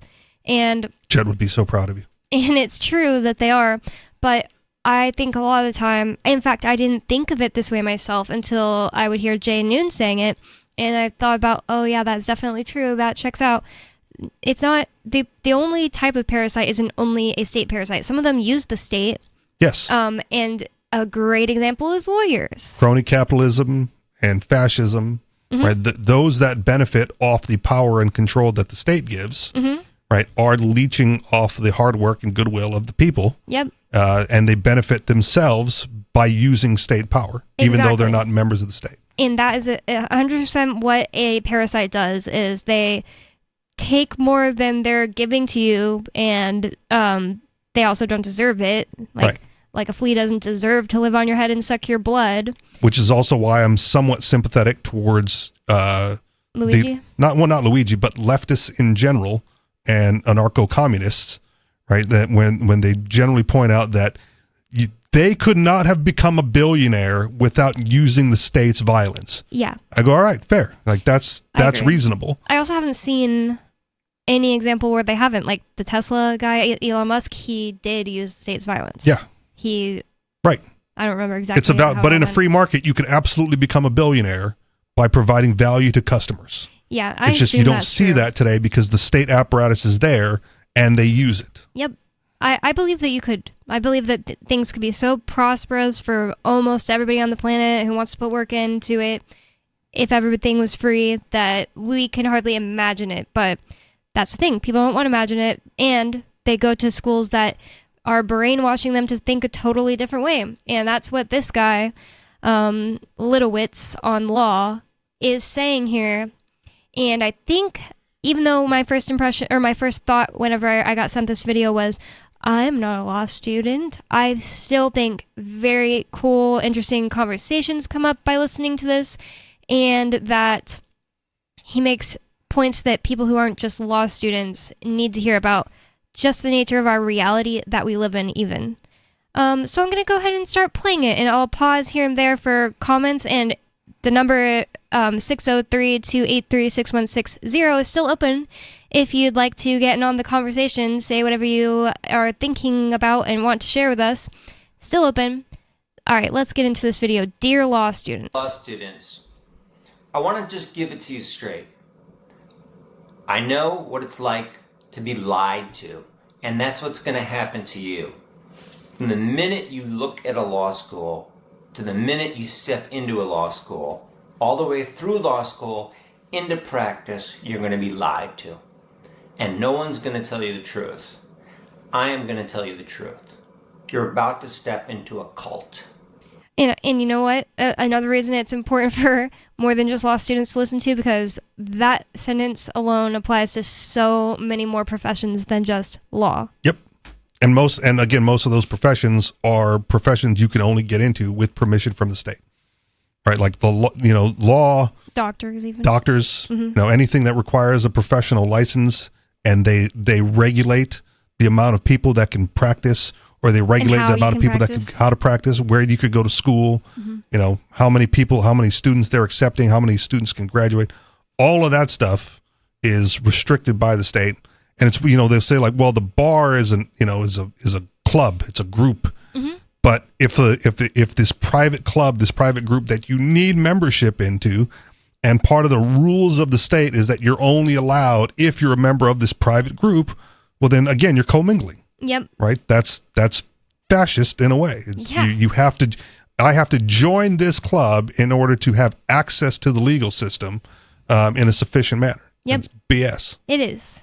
And it sounds very cult-like. A cult. And you won't know that you're in a cult until one day you realize it, if you realize it. And it's going to make you very unhappy. And it's going to make you a worse person. And I want you to know that that's highly possible. And that's what's in store for you. Now, I don't speak as some yahoo. I went to a top law school and worked at a large firm. Worked at small firms too. I was a law professor. I was senior counsel to a gigantic hedge fund. and I run my own practice. I still teach. I'm not some guy off the street. So I do think you should listen to what I have to say. Just give it a listen. The lies begin immediately. And I want to tell you the truth because you're going to be lied to so much. You need somebody who's going to tell you honestly. Let's just start at the beginning. The first thing they'll tell you is that you are entering a noble profession. And the law is a noble. So I know I listened to the show a couple of weeks ago where Alu said, like, I should actually go to law school. Mm-hmm. He's like, no, Rich, he told you guys to tell me or whatever, but I listened to the show. Oh, yeah. He's like, you totally go, get this financial aid or whatever it is.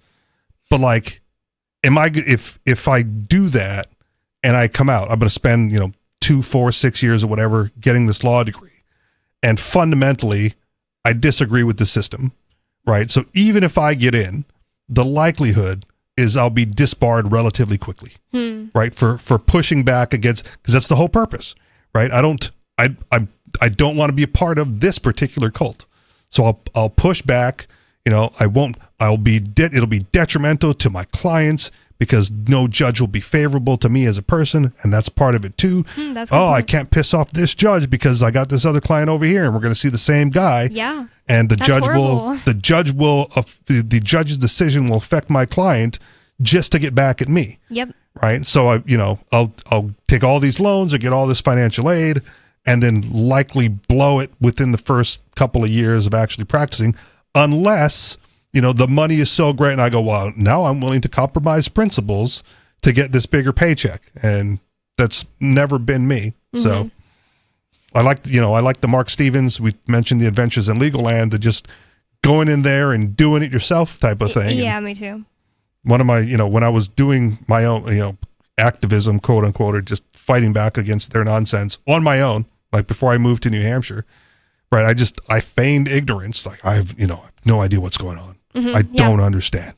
Sir, you've got like a master's degree. Yep. I do not have a law degree. Yeah. So like, it's completely different, help me, walk me through this.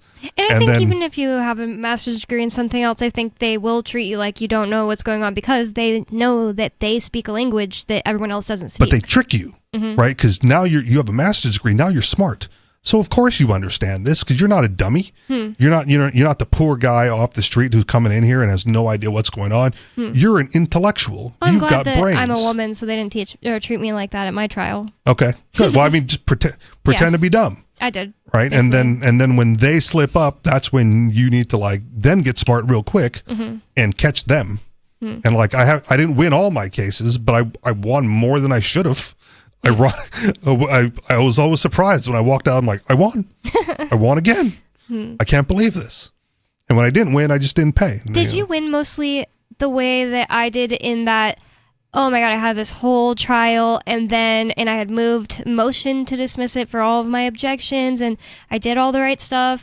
But ultimately I won, but it was because the judge, he didn't want to give me the win and say oh yeah, you're right and I accept your motion to dismiss. No, he dismissed it because of something, he made a different excuse. Right. After, many hearings and all this. Anyways. It was mostly technicalities. Like that? Yeah. So that's mostly how you won too? Right. That's what he would do. That's what he did. He chose technicality to say. And that's the problem with the efficacy of the Mark Stevens method is you'll win, but you won't win because of the method. They will make something else up that discredits the method and still letting you win. Yep, I agree. I think that's what happened with me. But if you watch my video on Free Keen's YouTube channel and Odyssey channel, just type in Bonnie Trial Free Keen. You can see how you can get out of any parking ticket forever. More coming up. Join liberty-minded voluntarists, anarchists, and libertarians from June 13th through the 16th for the 8th annual Fork Fest at Rogers Campground in the beautiful White Mountains of New Hampshire. Fork Fest is a fork of the Porcupine Freedom Festival, which has sold out in recent years. Fork Fest happens the weekend before the Porcupine Freedom Festival. Fork Fest is decentralized, which means that there's no ticket cost and no one is in charge. All you have to do to join the fun is reserve your camping site, RV site, or motel room with Rogers Campground for June 13th through the 16th. You can find out more at the unofficial website, forkfest.party. You can also connect with other attendees on the Forkfest Telegram and Matrix chat rooms, as well as the Forkfest forum. You can find links to those at forkfest.party. We hope to see you there June 13th through the 16th. forkfest.party. From Feature Story News in Washington, I'm Jagruti Dave. The director of the World Food Programme says the Gaza Strip is at serious risk of famine. Cindy McCain told CBS's Face the Nation that her organisation's aid deliveries slowed to a trickle in the month of November. WFP has been able to get 2 trucks in. That's all. 2 trucks in the month of November. She says in addition to getting aid in, humanitarian workers need to be able to distribute aid once inside the Strip without fear of being targeted in attacks. McCain called for a ceasefire and said the international community has to do more to deliver aid to starving Palestinians. Close to 45,000 Gazans have been killed so far in Israel's war against the militant group Hamas. Another longtime Trump ally is being picked for a position in the upcoming administration. Scott Carr has more from Washington. On Saturday, President-elect Trump announced Richard Grenell would be his envoy for special missions, saying on his social media platform that Grenell will, quote, continue to fight for peace through strength and always put America first. Grenell had been Trump's acting director of national intelligence and former ambassador to Germany during his first 4 years in the White House. Reports say Grenell had been considered for the post of Secretary of State in the Trump cabinet, but lost out to Florida Senator Marco Rubio. I'm Scott Carr in Washington. Former House Speaker Nancy Pelosi is recovering from successful hip replacement surgery in Germany. The California Senator Adam Schiff said he'd spoken to family members about her condition. I communicated with her daughter, Christine, and I understand that she's recovering from the surgery well, so our thoughts are going out to her. She's an amazing person, and as strong and as tough as she is, I know she'll be back on her feet soon. Pelosi's office says she underwent the surgery after getting injured during a trip to Luxembourg last week. The 84-year-old former House Speaker was medevaced to Germany's Landstuhl Regional Medical Center for the operation. Homeland Security Secretary Alejandro Mayorkas says Americans shouldn't be concerned about a recent surge in drone sightings across the country. Mayorkas told ABC's This Week that rules have recently been changed, allowing drones to fly at night, which could be a reason why people are spotting them more often. He added that the Department of Homeland Security doesn't know of any foreign involvement in recent drone sightings, but it will keep Americans informed about any potential risks. Despite this, Mayorkas said federal and state authorities would benefit from more legal authority to combat problematic drone activity. From bureaus worldwide, this is FSN. Our Matrix server is about as free as internet chat can be. Join the existing rooms or create your own at chat.freetalklive.com.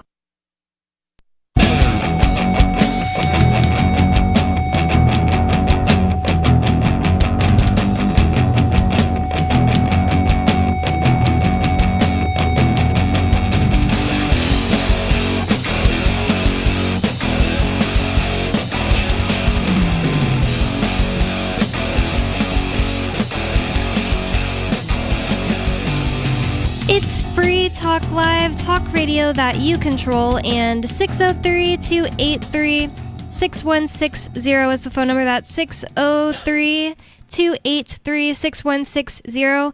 And I'd like to thank Anthony for being an amplifier with us here at Free Talk Live. That means that Anthony went to amps.freetalklive.com and signed up to support the show. AMPS stands for Advertise, Market, Promote, and Support. Thanks to Anthony and everyone who supports us. And again, that's amps.freetalklive.com if you'd like to check out the perks and benefits of becoming an amplifier. We appreciate everybody who does. And that's amps.freetalklive.com. With you on Free Talk Live tonight, you've got me, Bonnie. And Richie Rich. And Coconut. And Coconut's in my lap, yes, my dog. And the last segment we started talking about court in general, in a way. And I think that this video... The cult of the legal system. Yes. This video that I brought in where this guy talks about how the legal system is a cult and how when you become a lawyer, you join the cult. Oh my God. He says a lot of the stuff that we already say, but way more from a place of authority than at least me, I'd say, because he is a lawyer. He went to a top law school. He's still a lawyer. Like, at first when I listened to this video, I thought, oh, did he, like, quit? No, he's still a lawyer. And still making money from that system. I know. I wonder a lot about him because I don't know much about the man, but everything he's saying is spot on. And I think that anybody who even considers becoming a lawyer should hear it, but also people who are living in, I mean, I assume most of our listeners are in America, and you're subject to this crap and you don't think about it day to day because it's a fake world that exists and goes on every single day under your nose. That's why they call it legal land. It's completely separate. It's completely separate from reality, yes. Up is down and right is left. And what, you know, and when you're talking about the law, whenever you're like reading the law, right, the first thing they do generally is define terms, and they changed the definition of words right in the beginning. So it makes sense on the law, but if you're like a common, average, everyday person, it's not the same terminology. Like what you think something is not the same as defined under whatever law they just wrote. So you have to read the definitions to understand the law, and then when you get to court, they go like, do you understand the charges? And the answer is no, because you didn't read the definitions. You know, you have a general understanding of what the common terminology being used is, but that's not what they're using behind the scenes. Yep. So they trick you. You don't want to tell them you understand, no. Yeah, but again, it's a trick.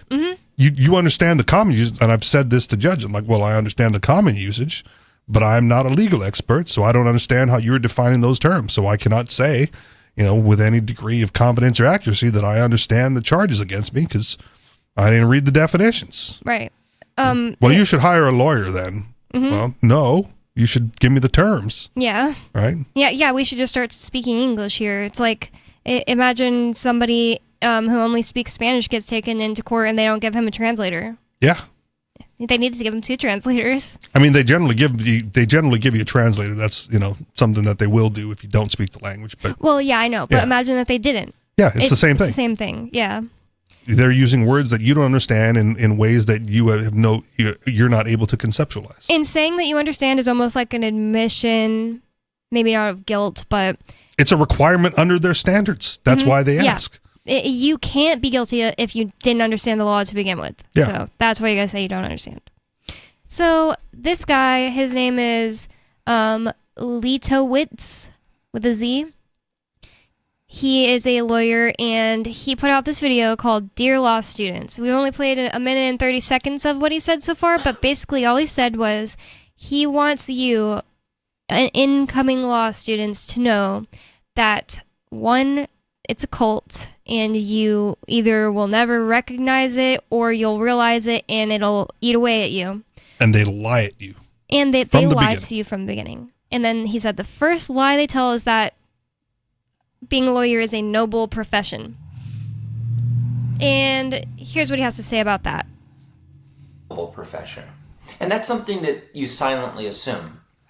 But think about it a minute. Why should law be any more noble than any other profession? Why is it more noble than plumbing or even dentistry? I mean, after all, most of the injustices that have ever happened in the world were mediated by law. Slavery was legal. Abuse of women was legal. If you go back and look at it, at history, lawyers have never stood up to injustice. Only a small handful have. Everything Hitler did was legal. Yep. Majority of cases, the Nazis, just go down to any atrocity. Lawyers have always stood on the side of power. They always stand on the side of power. They enforce the power because they are part of the power structure. That's not noble. A noble person is a person who stands for their principles no matter what. What you're going to find are people that don't stand for their principles. They stand for the system. and they work within the system. They are mechanics that can go from point D to point F, but they never ask about A to Z. What's the point of the whole system? Where's the whole system going? They can go into incredible detail on this law and that law and this law, but they will never ask, should we take a slave and return them to slavery? Is it fair that this person signed this contract that they never read? They never ask those questions. You have to understand, you're entering a cult and a game. Just as when you play a game of Monopoly, you can't stop in the middle of the game and ask, hey, maybe we should just distribute the property so we can all live in peace. I'll take Park Place and St. James. And I'm not saying this guy's a libertarian and understands property rights, just saying. Yeah, and Monopoly was set up as an anti-game, right? It was supposed to show you the evils of the capitalist system, and then what was it, Milton Bradley, whatever, bought it and made it fun. Yeah. if you're into that sort of thing. Well, did you know they also made a game that I actually have it behind me called Socialism? I may have seen it. Is it a real game or is it one of those gag games? Because I remember seeing like a gag game. It's a gag game, like you literally play the game, but it always ends up with like everyone poor, or like whoever was playing the government extremely rich and you poor. I think that's how it is. Meaning, and played it once, and it's like it's funny because you just play it out and you're like, whoa. Yeah. It's a great teaching tool. It's less of a game than Monopoly, but the other thing with being a power to the system here is, again, like that's where their bread is buttered. They go to school for a long time. They invest a whole bunch of money in education to get there, and the anticipation is that on the back end, I'm going to be able to be wealthy in my profession, right? And to blow that, like most people, again, aren't going to blow that opportunity by standing on principle. Yeah, everyone knows the lawyers make a lot of money. Right, but I mean, even when it comes to like small business owners and entrepreneurs, right? Do you fault them for not doing activism? No. That's not why they did it. Yeah. They did it to make money. So of course they're going to like go get all the permits and fill out all the forms and deduct your payroll taxes and your social security taxes and your income taxes, because they're not here to fight the power, right? They're here to make money and turn a profit and get rich. That's why they did this. But to be fair, I fault a lawyer more than I fault just like a business owner, because it's like being a lawyer is such a specific... It's a noble profession to get into. It's like, if you just want to own a business, a common human action throughout history, it's so much worse that you have to jump through all those hoops. And even though I don't think, every store owner or business owner should be like, judged if they're not being an activist, the ones that are should be praised and like, wow, look how great this person is. Like Ian Smith of Attila's Gym during COVID, got his gym closed. Again, accidental activist though. Yeah. He would not have done a single thing if they did not come after him first. Right. And they turned him into an activist with their oppression. And I don't think that's necessarily a bad thing either, because I think almost everyone, it takes something happening to you for you to care about something. Like, I wasn't a libertarian until cops came after me in my hometown. Yeah. And then I was like putting ACLU things on everybody's door, like what to do if you get pulled over by the cops, giving it to a bunch of government workers. Kind of really got the whole plot yet. Yeah. That they weren't going to like that. And even those COVID shutdowns, those small business owners, what was their biggest complaint? I'm not going to be able to afford to keep my business open. Yeah. It was still about the money. If their money was protected, they wouldn't care. There was no principle there. It was my business is my livelihood, and I'm trying to get rich here, and you guys are stopping me. I think that it's okay that there was no principle there, because the thing is, there are some people that as soon as it's over, it's like, okay, yeah, now I don't even care, and I'm not even going to talk about it, because like it just doesn't, it didn't matter to them. But some people woke them up to everything. Yeah, like I said, accidental activists. They created it, but it could have been left alone. That's not why they did it. Yep.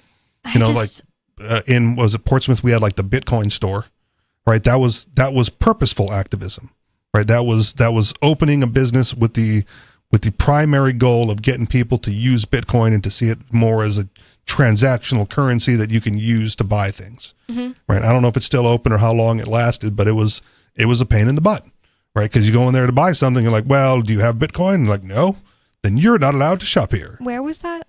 Yeah, wasn't set up in Portsmouth. Oh, yeah. I never got to go there. I never went either, but that was the setup, right? They only took Bitcoin. Nice. But if you didn't have Bitcoin, you're like, I want this water bottle, right? Do you need Bitcoin? Well, I don't have any. Well, go to our vending machine and purchase some Bitcoin. Nice. And then come back and buy the water bottle. Nice. Right, so that it's like a teaching. I feel like that was the whole point. Like it is. They That's were what I'm able saying. to supplement the customer. I mean, but the it was income. It was purposeful activism by starting a business, and that's an anomaly. That's Nice, a rarity, yeah. True. right? Most businesses don't do that. They don't just start a business with the idea of doing activism. It's I'm an entrepreneur. I'm doing what's best for myself and my family, and I'm here to make money. And if that means complying with the state, well, then that's what I'll do. Yeah. And that really sucks for those people because most of them, they don't have any kind of thoughts about the system they live in. It's just a given to them. And I'm not saying that's a good or a bad thing. It's just how most people are. And then they want to go start a business. They think, oh, this is what I'm going to do. I'm going to pull myself up by my bootstraps. And then they find out they have to pay thousands of dollars to the government. Yep. Jump through the hoops. Do all these things that if they really sat down, had time to sit down and think about it, they may disagree with. But they're forced to do it or not feed their families. So what do? Of course, they choose to feed their families. Right. And I don't think most of the people that want to start a business really believe they're going to get like rich. But more so than a regular job. But I was going to say, I also don't think it's some kind of evil like other people do. I don't think capitalism is evil. I don't think that the desire to get rich is evil. It is, if anything, honestly, noble. More noble than like the things that people are doing in being a lawyer to get rich is starting a business that solves people's problems. But the government uses that right to enslave even the business owners. Right. Because you got to jump through their hoops. Lawyers, engineers, doctors, right? The amount of debt that you have to undertake generally to go through that level of schooling. Like, I don't know how many people come from a wealthy family and like, oh, they just fronted my entire medical degree, right? It's expensive. Yeah. Right. And most people at that age don't have that kind of funds. Years. Right. And so you've invested all this time, all this energy, all this money, and then you come out the other end in debt, right? Trying to start up your own practice or going wherever it is. And like, well, you're not going to risk that, right? Now you're in compliance because the risk is too great to lose all that investment by going up against the state. And I think this is a tactic, a kind of cult mind control tactic that they use in law and medicine that I'm about to describe. He already hinted at it, but I don't think he went deep into detail yet, and he's going to go a little more into detail about it, is making the practitioners of either law or medicine only focus on things that are too specific, too specialized. So you don't have doctors anymore that are just complete general doctors. It's almost unheard of. And I only learned this recently from like podcasts when I started getting interested in like nutrition and listening to like Dr. Mercola. Basically, most doctors today have some very honed in specific specialty that they have studied in, and like they basically learned a basic overview of everything, but then they spent years and years on this like say the thyroid and nothing else. And the thing about that is, I'm not saying it's like immoral to do, but I think it's I've been putting this together recently. I think it's a cult mind control tactic, because if you're only focused on this one part, or maybe it's, I don't know, real estate law only, maybe whatever, something very small that they have you focused on, you don't even have time to think about how the whole system is run and is it moral or immoral. Yeah, like you said, you get D through F, and you don't think about A through Z. Exactly, and they do the same thing with the medicine, and in fact, it's even a little. Maybe there's other ways that this is the same thing in law, but in medicine, it's like, if you're only paying attention to the thyroid, you're not thinking about holistic health. Yeah. Criminal defense, constitutional law, patent law, right? IP law, whatever, all those other specialties. In medicine, you'll generally go to your general practitioner if you have a cold, right? They can handle that. But anything specific, they outsource it to a specialist. Right? Like this is out of my realm of expertise. If you had a cold, I could prescribe you Tylenol, but you don't. So like, go see the specialist. Yep. So let's get back into what he was saying. I kind of paused it because I wanted to say, I feel like there's a couple parts where he starts to sound almost like anti-capitalist, and I just wanted to explain to the listeners that I'm not anti that, and I think we did a really good job explaining how capitalism has been twisted in the United States. Yep. Call it fascism, call it cronyism, call Yep. it crony capitalism, whatever. Exactly. So let's get back into what he was saying. He was saying if you're playing a game like Monopoly, you can't just say, hey, I'll take Park Place and you take Marvin Gardens and we'll all be rich. James Place, you take Marvin Gardens and St. Charles, and we'll all live happily ever after. No, the point of the game is that somebody will end up ruined. And it's the same thing for law.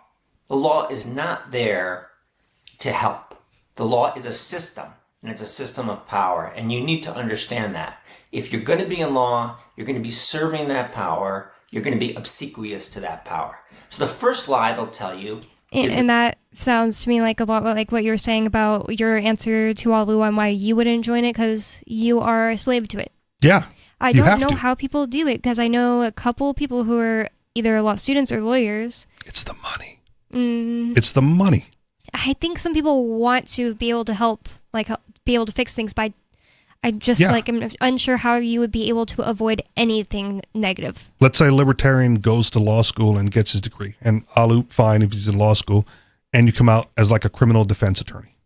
Fine, you're there to help criminals, right, or people who are being persecuted by the state, and much like politicians, you'll have political capital. Are you going to defend each of your clients the same way with the same degree of activism, whatever you want to call it, at each case? No, because then you blow it up for any future case, as I said earlier with the judge. Mm-hmm. You become a pariah to that judge, and any future client you have is like a guaranteed loss. I wonder if a good way to do this would be to continue moving. Well, then again, not really, because you have to keep applying for the bar and or something like You got to that. pass the exam in whatever state you go to. Who knows how much time that takes every time you were to move. And it's a lot easier, if you especially criminal defense, right?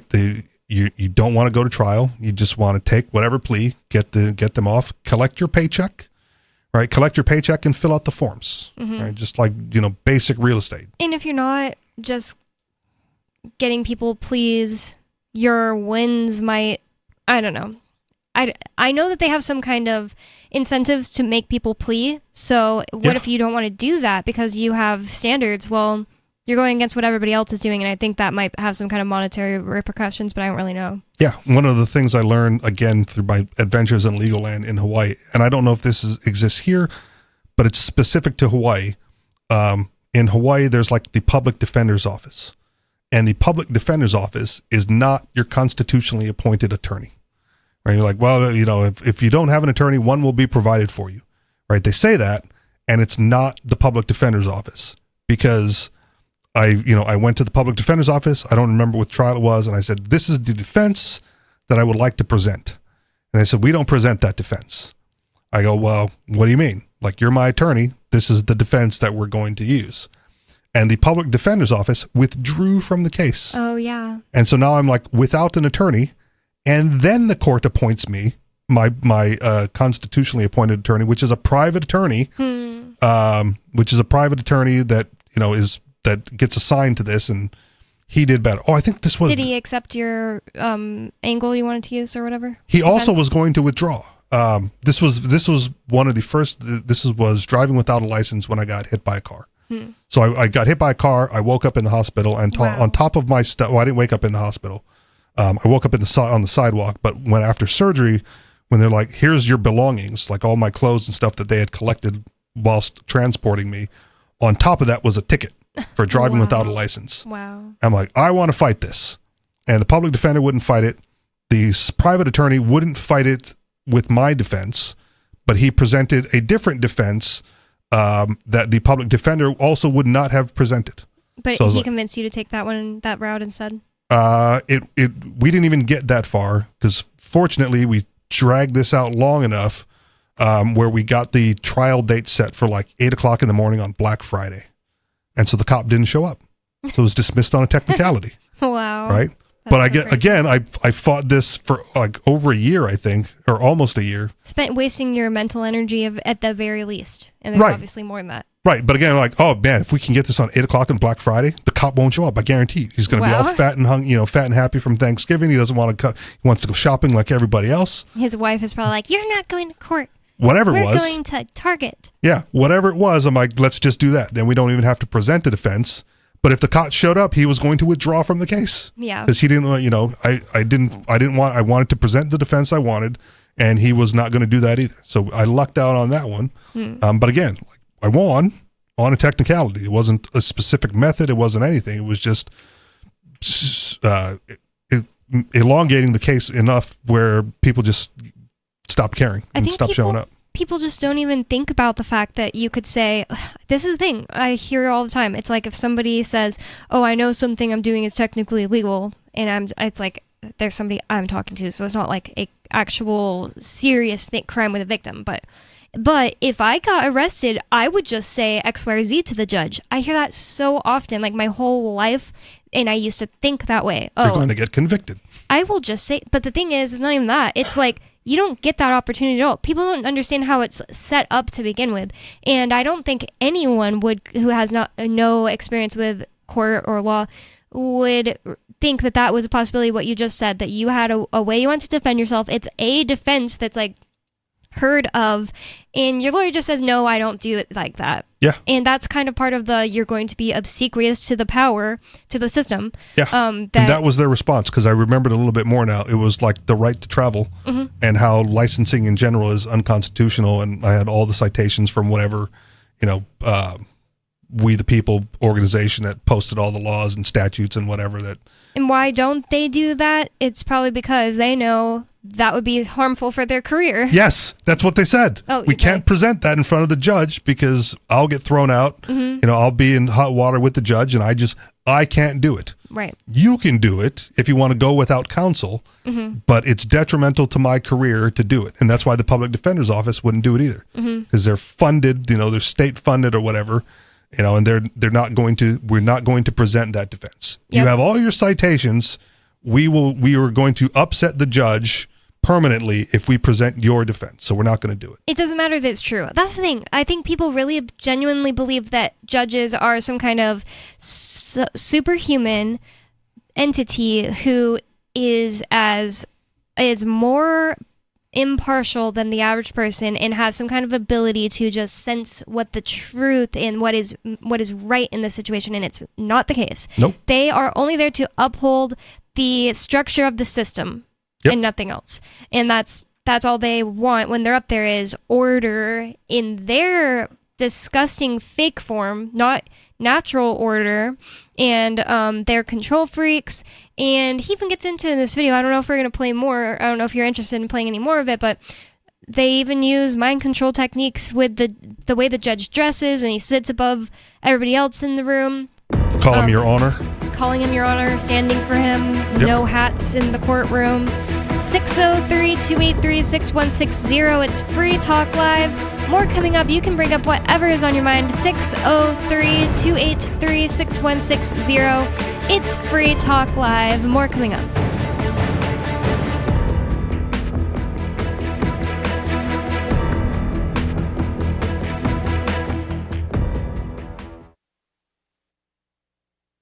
We have some good news. The indictments against Ross Ulbricht in the District of Maryland were dismissed with prejudice, meaning they can never be refiled. This is especially good because those indictments contain the only charge ever made that Ross engaged in murder for hire. This was a serious allegation that Ross Ulbricht denies. It was never prosecuted or ruled on by a jury, but was trumpeted by the federal government and the media as if it were proven fact. The Maryland court held these indictments for almost 5 years, poisoning Ross's case and leaving him under a cloud of unproven allegations.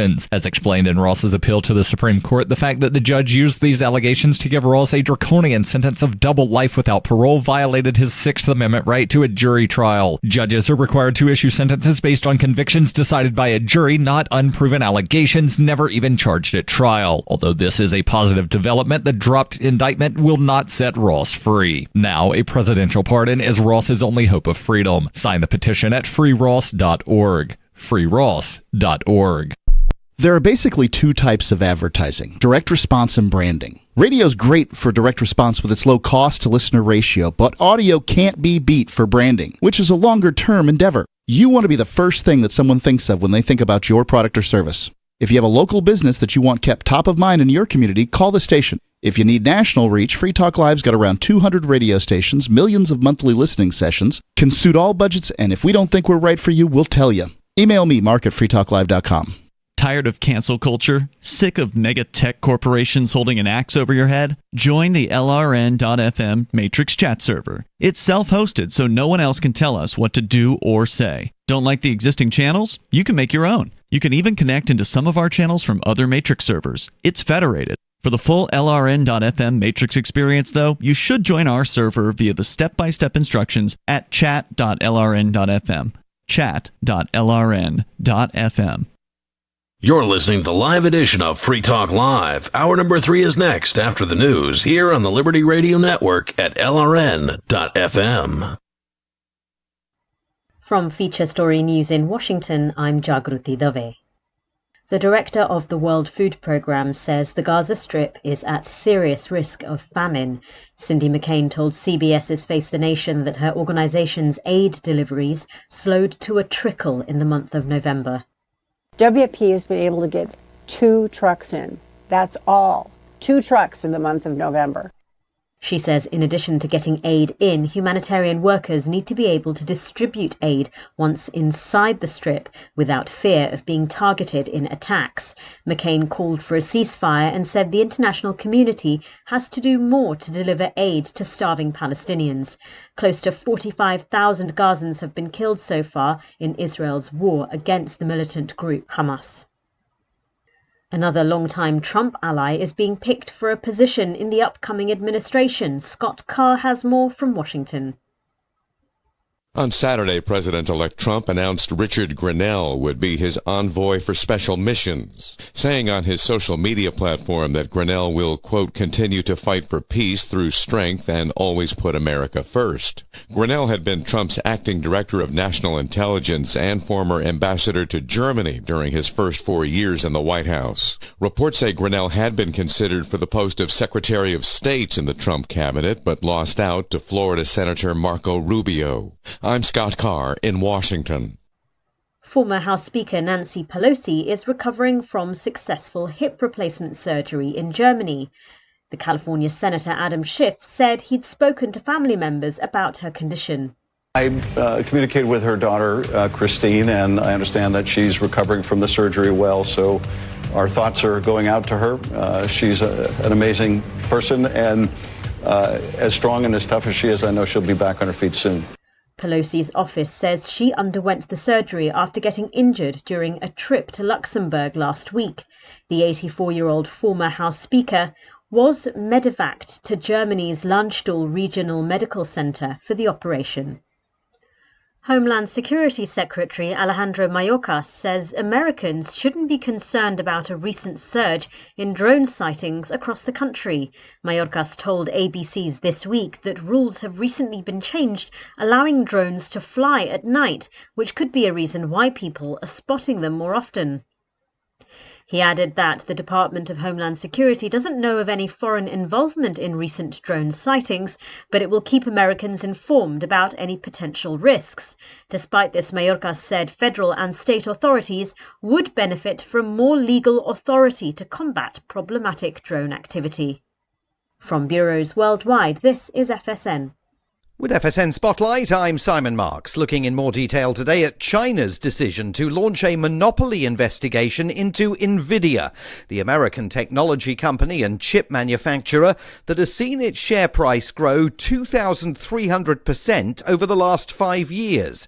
Beijing is accusing the company of violating pledges that it made when it acquired an Israeli company, Mellanox Technologies. It promised to supply China with equipment on fair, reasonable and non-discriminatory terms, an agreement that Nvidia denies breaking.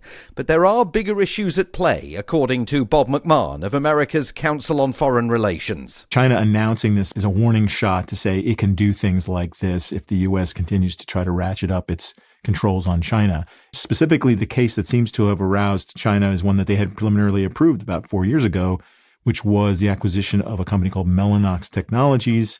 China's now come back and said, actually, there are things involved in this acquisition that smack of monopoly. And so with any company the size of NVIDIA is going to potentially face this. But This one seemed to be clearly a Chinese move to retaliate and just try to say, look, how much longer do you want to play this? We have things we can do.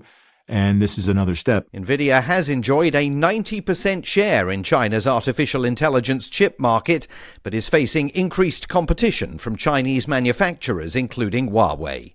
With FSN Spotlight, I'm Simon Marks. The main headlines again. The director of the World Food Programme says the Gaza Strip is at serious risk of famine. Another long-time Trump ally is being picked for a position in the upcoming administration. And former US House Speaker Nancy Pelosi is recovering from successful hip replacement surgery in Germany. And that is the latest from Feature Story News. I'm Jagruti Dave in Washington. In a survey, nearly 100% of boys ages 12 to 15 report that they have sex all the time and are definitely not virgins. Teens say they've gone all the way on numerous occasions, including vaginal sex, oral sex, and regular sex orgies. Previous studies suggested that most boys lose their virginity at 16 or 17. But when we gathered 13-year-olds in a room and asked them if they'd had sex, they not only said yes, but they also were clear that sex was no big deal for them, that they weren't nervous before having it, and that when they do have sex, they do it for hours at a time. And you discovered that these young teenagers have sex with nearly every attractive woman they know, including their babysitters, teachers, and even Hollywood celebrities. 10% of boys in junior high school say they received a blowjob from Katy Perry while they were on vacation in Los Angeles. And what about teenage girls? Did your study find out anything new about their sexual habits? We didn't talk to any teenage girls. The boys we surveyed told us not to because they'd probably just lie and deny it. This is the Onion News Network. You can stick it to the man and big tech. Join our FTL social mastodon at social.freetalklive.com.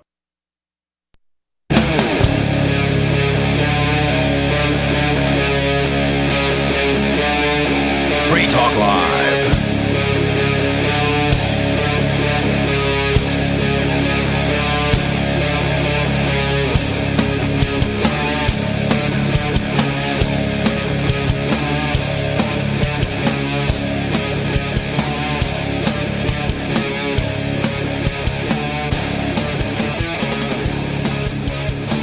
It's Free Talk Live, talk radio that you control in 603-283-6160. That's 603-283-6160. And we've been podcasting since podcasts began, but we're launching new podcasts anyway.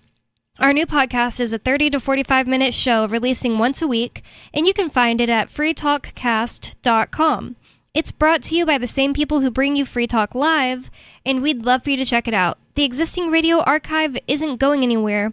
This is just a new show designed from the start to be a podcast, so check it out at freetalkcast.com. And with you on Free Talk Live, you've got me, Bonnie. And Richie Rich.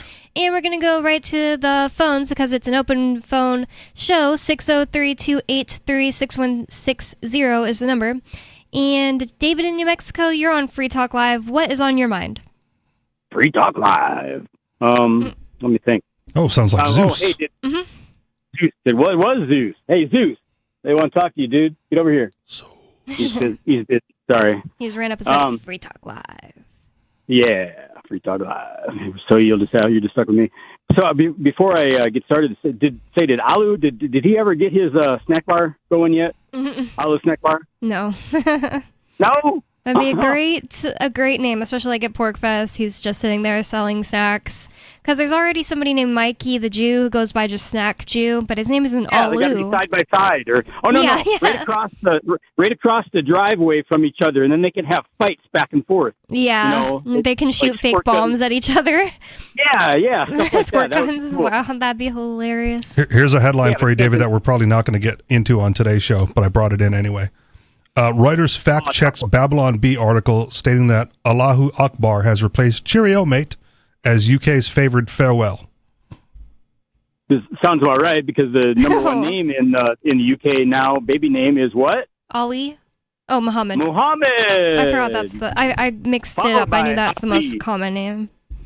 Yeah, followed by Ali. Oh, that's second most. Okay, so I was close. Immigration. No, I don't know. I'm making that up, huh? That's what immigration will do. I feel like it's what unnatural immigration does. Okay. Because Yeah, it's conspiracy to take over is what it is. why even leave your home country if it's not being destroyed? And if it's being destroyed, you can almost bet that it's the government. So governments in the Middle East are destroying perfectly good places to live. And also, I think they're religions. And I said religions, so they're bad. I hear what you're saying, and I think I'll respond partially by saying that it's a little bit privileged to say that because you live in like the United States, because both of us migrated away from our home states, and you traveled a lot. I didn't say there was something bad about it. I said it was unnatural. Well, you said, why would you if you're not getting bombed? And like, because the opportunity here is better than where I was. Well, I never have left the country. Right, but you move states with we're supposed to be independent countries of their own. Yeah, but I'm just trying them out. And they're all in the same area with similar culture. I wouldn't move to Saudi Arabia right now. Yeah, but why would I, unless something horrible was happening here and for some reason Saudi Arabia was a better option? Well, because it would be a better option. But why would you move from Saudi Arabia to England? Unless there was a bad thing going on there, and that's why I think it's mostly unnatural. The other unnatural way is a less charitable way. It's that they get picked up and told you can move to America and we're going to give you welfare. Or the answer is why would you move from Saudi Arabia to England is because you see a better opportunity in England. Well, and then you move there and you start acting exactly the same and stabbing people. I feel like it's all unnatural. Like I think that isn't the number one cause when they're over there being. Well, you didn't say what the number one cause was. You said, why would someone? And the answer is for a better opportunity. Yeah, like but that's why people migrate. Yeah, but I don't think that the people who act a certain way, like they're acting in Europe, are the people who went there for a better life. Okay. I mean, I hear what you're saying, but again, the entire premise of the Free State Project is to move people from all around the world who share values. Yeah, for a better life. And to change the existing culture of where we move to. To a better culture. In our opinion. Yeah, and it is objectively better to not harm people. Okay. And if the other thing is the people who live here want to harm us physically, it's not the opposite. It's not that we move here and want to stab people. I get it. So I don't think that I said anything about the fundamental immorality of moving or anything like that, and I wouldn't. Okay. So David, what's actually on your mind? Because you didn't call to just make the Alu snack bar joke, did you? You'd be surprised. Not tonight. Not tonight. I've done that other nights, but not tonight. No. And Richie, I have heard many stories. Bonnie was always getting bombed in Texas before she moved up here, so she is a bona fide refugee. Okay. That's not true. Yeah. I don't know why you said it. It is too true. Don't try to deny it, Bonnie. We've got witnesses. So my apartment anyway. in San Antonio was getting bombed. No, we didn't say your apartment was getting bombed. We said you were getting bombed. What does that mean? Take it any way you want. Moving Sounds bad. forward. Yeah. Battle Angel. Take it any way you want, Battle Angel. Yeah. Yeah, Battle Angel. Battle Angel's not here tonight. Who was Battle Angel? Is that Lori then? No, Bonnie is Angel, and Battle Angel is a secret. We can't disclose. Okay. I don't know what. Well, the this only means. person missing from the last time you brought that up was Lori. So my power of deductive reasoning. That's right. And you have great reasoning, deductive powers. Who's on first? It's a secret. Yes. Okay. Yes. No. Yes is on third. Oh, I don't know then. Yeah, no. O is third? on second. Third base. I thought who's on third. Third base. Exactly. No, who's on first? And, What's on second? No, I don't know who's on no, third. no. Right. No, right is the catcher. Is it? I don't remember. Okay. So, one of the things you had, I'm calling about things that you guys had said, which tie into things that I want to say. See how this works? Okay, yeah. And well played. And let me start by saying one of the things is Zamora and Romero are dead, shot to death. Really? Is that recent? Yes. No, not recent, but shot to death. Wow. So you. How for the long listeners, ago? I just want to say for the listeners, those are the judges that oversaw your cases where the government took your kids away, right? Both of those. Yeah. Well, that was M. Monica and Zamora and who, Richie? John J. Romero. Dang, that was good. There you go. Exactly. I didn't have it immediately. Yeah. And they're probably related to the Zamora and Romero that got shot to death. And whenever it happened, David was here in the studio with us, and for the whole time, never left our side. It was. I'm only like 100 and 130 years old, and this happened. This was 150 years ago. So I'm safe. I'm in the So clear. did the judges who took your kids away actually get shot to death? No. Well, I hope so, but no. Romero and Zamora, they were Billy the Kid's buddies, and they were gunned down by What are the odds of that? Well, it's New Mexico. There's only like 13 names here.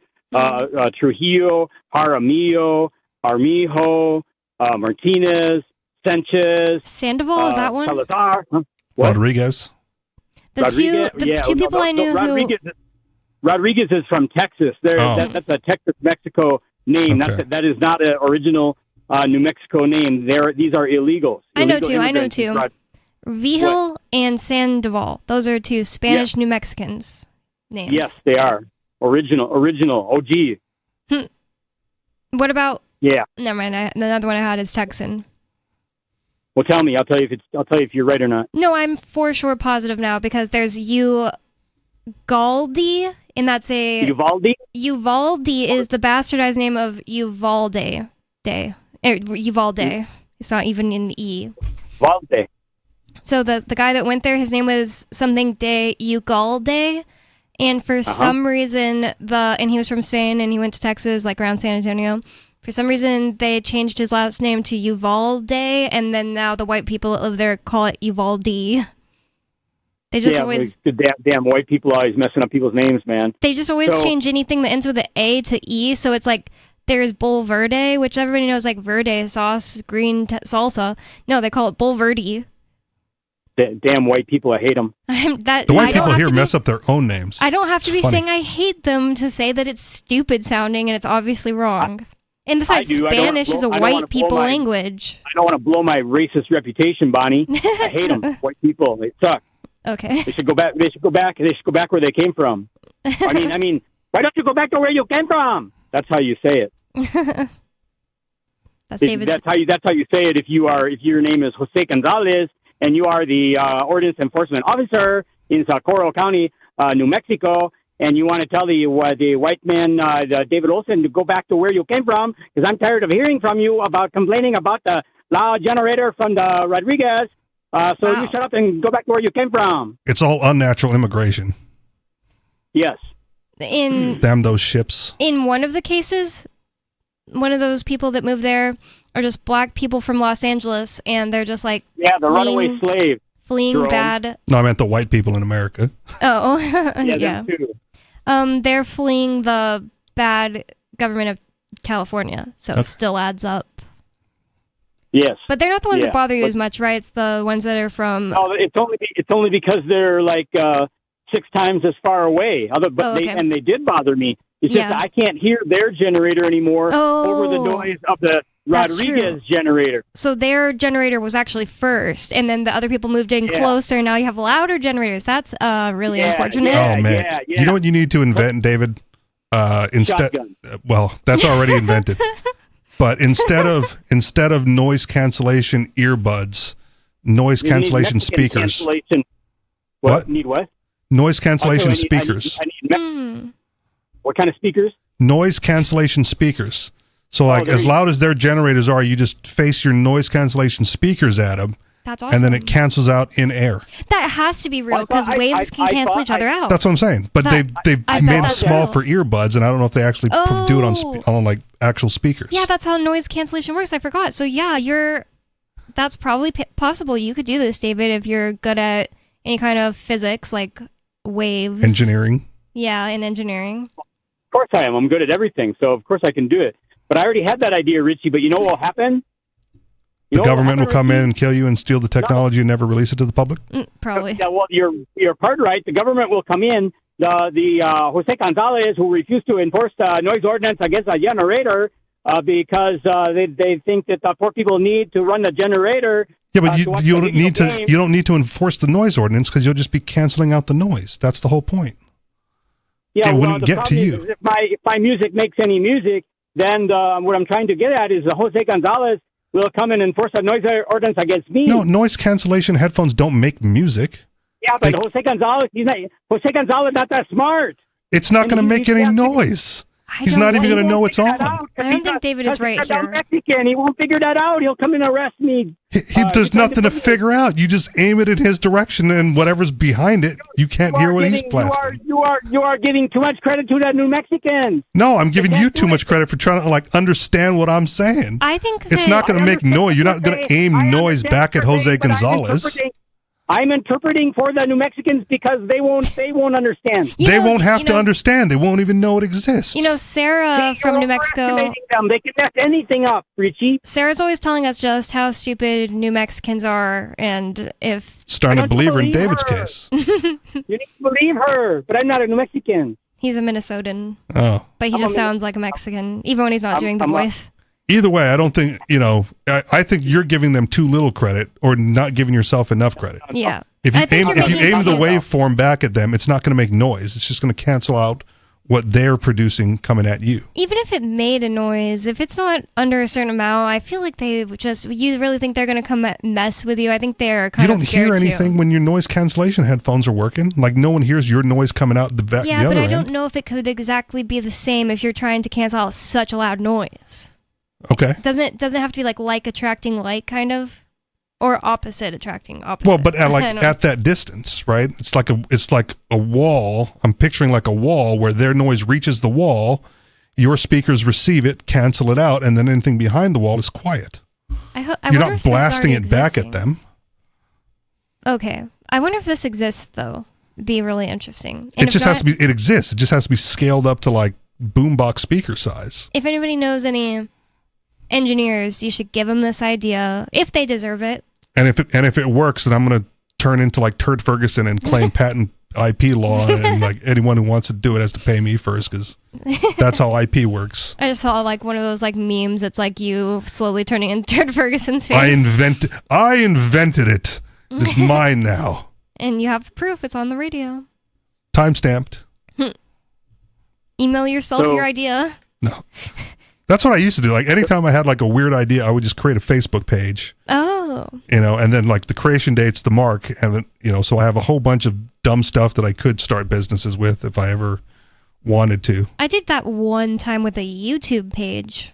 Okay. And it was because my little siblings were obsessed with watching these videos that lots of little kids like that year in like let's say 2015 were obsessed with, where it's like just other little kids playing with toys or adults playing with the toys. Like you don't see their faces or anything. It's just the toys like being moved around, and that was like huge back then. And I made a YouTube called Liberty Toys, and I was thinking I could tell Liberty stories with toys, but I just didn't have time. Okay. Or anything like that. But the brand is there. It exists, and whenever you want to go back to it. If somebody wants it, I would give it to them. I would sell it to them. Well, if you don't believe in IP, they can just take it. No, I mean like since I have the account, I would actually give it to someone if they were actually going to do it. I wouldn't sell it. That was just. Ironically, I do a podcast. I do a podcast called The Anarchist Experience, and now I've been doing it for like 10 years. And when we started the podcast 10 years ago, the idea came to me on a whim, and I created it. And then like a couple of months into podcast called again? The Anarchist Experience. But a couple months into it, like we found that some other dude like had a YouTube page called The Anarchist Experience. But he only had like 5 likes and only a couple videos up, and like, well, we're not going to overstep our bounds, but we're going to outcompete him for the name. And I think we did, but we also invited him on. We're like, hey, dude, we're doing, an audio podcast. You should come on and maybe finally do something with your channel. So we actually had him on. Oh, okay. I didn't know if you're going to say like he was like, no, man, I hate you. Took my name. Yeah, no. That's good then. But then several years ago, somebody else, you may recognize his name. I follow him on, maybe it's a different guy, so I don't want to say the name, but posted like, hey, we should start a podcast called like The Anarchist Experience, and like this will be the setup. And it was pretty much the exact same thing that we were already started our podcast with. Mm-hmm. And one of my buddies went, yeah, dude, this thing already exists. You got to get in touch with like Richie Rich and MC and whatever and talk to those guys. And he never reached out, and he didn't do anything with it. I don't think he's trying to outcompete us. Again, I was like, well, was he going to be like, no, you guys suck, I hate you? Yeah, no, but I mean, it was like, and at different times on the planet, right, 3 independent guys came up with like the idea for basically the exact same podcast. Crazy. It doesn't seem that generic to me. Right, but it's not, and crazy. who knows how many other people came up with it. These are just the ones that I'm aware of. But it just goes to show, like, could we not do it because the YouTube guy got there first? Could this guy not do it because we're already in existence? No. You created it independently. You're not stepping on any IP, and the only thing that would stop you is IP laws is the state. I love Free Talk Live so much because it's just very clean. You know what I mean? It's not a whole bunch of crap attached to that. It's like it's almost generic in a good way. Well, and go ahead, finish. And one of my favorite ones of any podcast or whatever by a Liberty person is Adam versus the Man. Like, not as in the show. It's fine, and I like him enough, but he doesn't do it anymore. The name, that's so good. But the thing I thought of was, if I had created that, Bonnie versus the Man, it'd just sound like it's like some feminist show. Or any other woman, like Ashley versus the Man. It doesn't have the same impact. Talk to Ian. There was a period of time where some like racist group took the name Free Talk Live, and they had their own show called Free Talk Live. And Mark got all upset because they're stepping on our intellectual property. And Ian's like, well, their show's garbage, and there's no way people are going to confuse us. So and I've never even heard of it. Right, so because it didn't last very long. Talk to Ian. The real Free Talk Live one. Remind Ian about it. And that's the thing. Like, this show outcompeted the racist duplicate and whatever. And I'm probably one of a dozen people who remember that thing even existed. Yeah. I've never listened to it. I just heard about it because from listening to this show and Ian and Mark fighting about it. Another good one is the name Freedom Fiends. I don't think I've ever listened to it. Yeah. Oh, no, I used to listen to that all the time. That's a good name. He was like the second biggest libertarian radio show until he closed up shop. Michael Feen. And I Creamy Radio Audio. I follow him on Twitter. Yeah. He takes a bunch of pictures of space. Yep. And releases like a new music album every week. Really? Yeah. Wow. Biptunia, if you want to listen to some weird music. I haven't listened to it, not a music guy, but there you go. Interesting. So, David, is there anything else on your mind? Did we change the subject too much from you saying that is really crazy that there were some cops in where you live with... I mean, I understand there's only a few names that get recirculated from these Spanish conquistadors or whatever. I don't know if the ones in New Mexico were conquistadors. Yeah, hey, by the way, people, if you care to take a look, Jose Gonzalez with a Z on the end, he has a... Snapchat. He's got a Snapchat. You can watch him driving around the county doing his work. That's you can watch him. You can.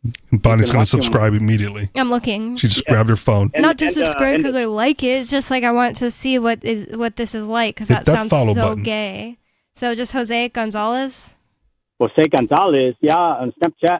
Is it really going to be that easy to find? He can't be. There's got to be more than one Jose Gonzalez. Why is there one in my contacts? That's so weird. I can't think of a Jose Gonzalez. Bonnie's a Fed. That's creepy. It says Jose Gonzalez in my contacts. The sheriff, Lee Armijo, A-R-M-I-A-R, and then Mijo, A-R-M-I-J-O. He's got a Facebook page, and you can watch his big dumb face going and doing all his stupid stuff that he does in his personal life. Lee Armijo, the sheriff of Socorro County. I don't even have time to check out Skeeter's YouTube page. Like, likelihood of me looking at any of this stuff if it's nil. I did it on a car ride where I wasn't driving, and I played it for our friend and Riley. I would need a dare and a cash payment. It was a 4-minute video, and it was like you couldn't understand what was going on most of the time. It was like, what does he even mean? So like one of his calls. Yes. Okay. A 4-minute call of his. And then if you listen to the episode where me and Stu tried to really nail him down on some concepts I did listen to that. He still couldn't explain himself any further. Yep. And in his account is Evolutionary Capitalist Utilitarianism. Horrible name. It's got to work on the marketing. Branding is everything. Yeah, he still has 90 followers. It seems like he could go somewhere. Like the fact that he's got anyone listening to him, It's probably more listeners than my podcast. Although we did get on, I don't know if LRN.FM still runs, but we were on that for a while. And that freaked my buddy out. Oh no. It's Free Talk Live. More coming up. You can call in about anything or nothing like David just did. 603-283-6160. It's Free Talk Live. More coming up. 603-283-6160. It's Free Talk Live.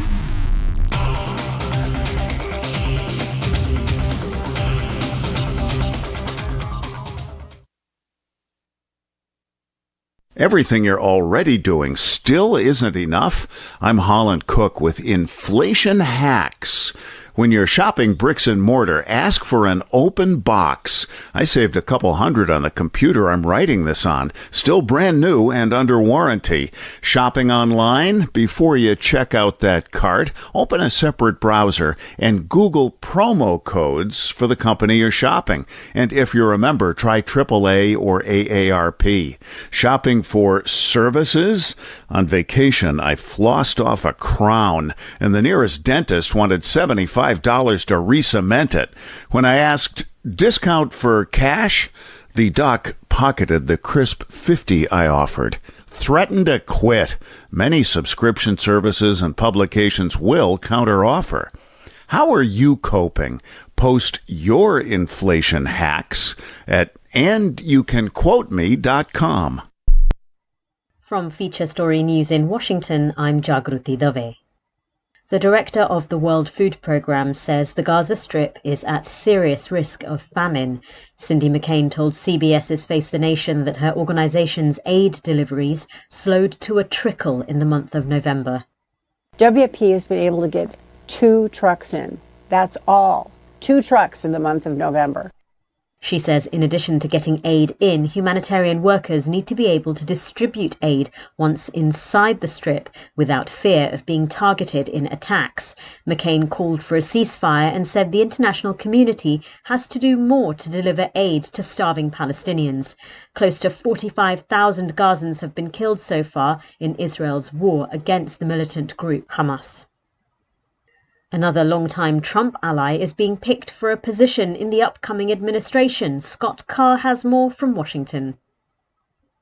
On Saturday, President-elect Trump announced Richard Grenell would be his envoy for special missions, saying on his social media platform that Grenell will, quote, continue to fight for peace through strength and always put America first. Grenell had been Trump's acting director of national intelligence and former ambassador to Germany during his first 4 years in the White House. Reports say Grenell had been considered for the post of Secretary of State in the Trump cabinet, but lost out to Florida Senator Marco Rubio. I'm Scott Carr in Washington.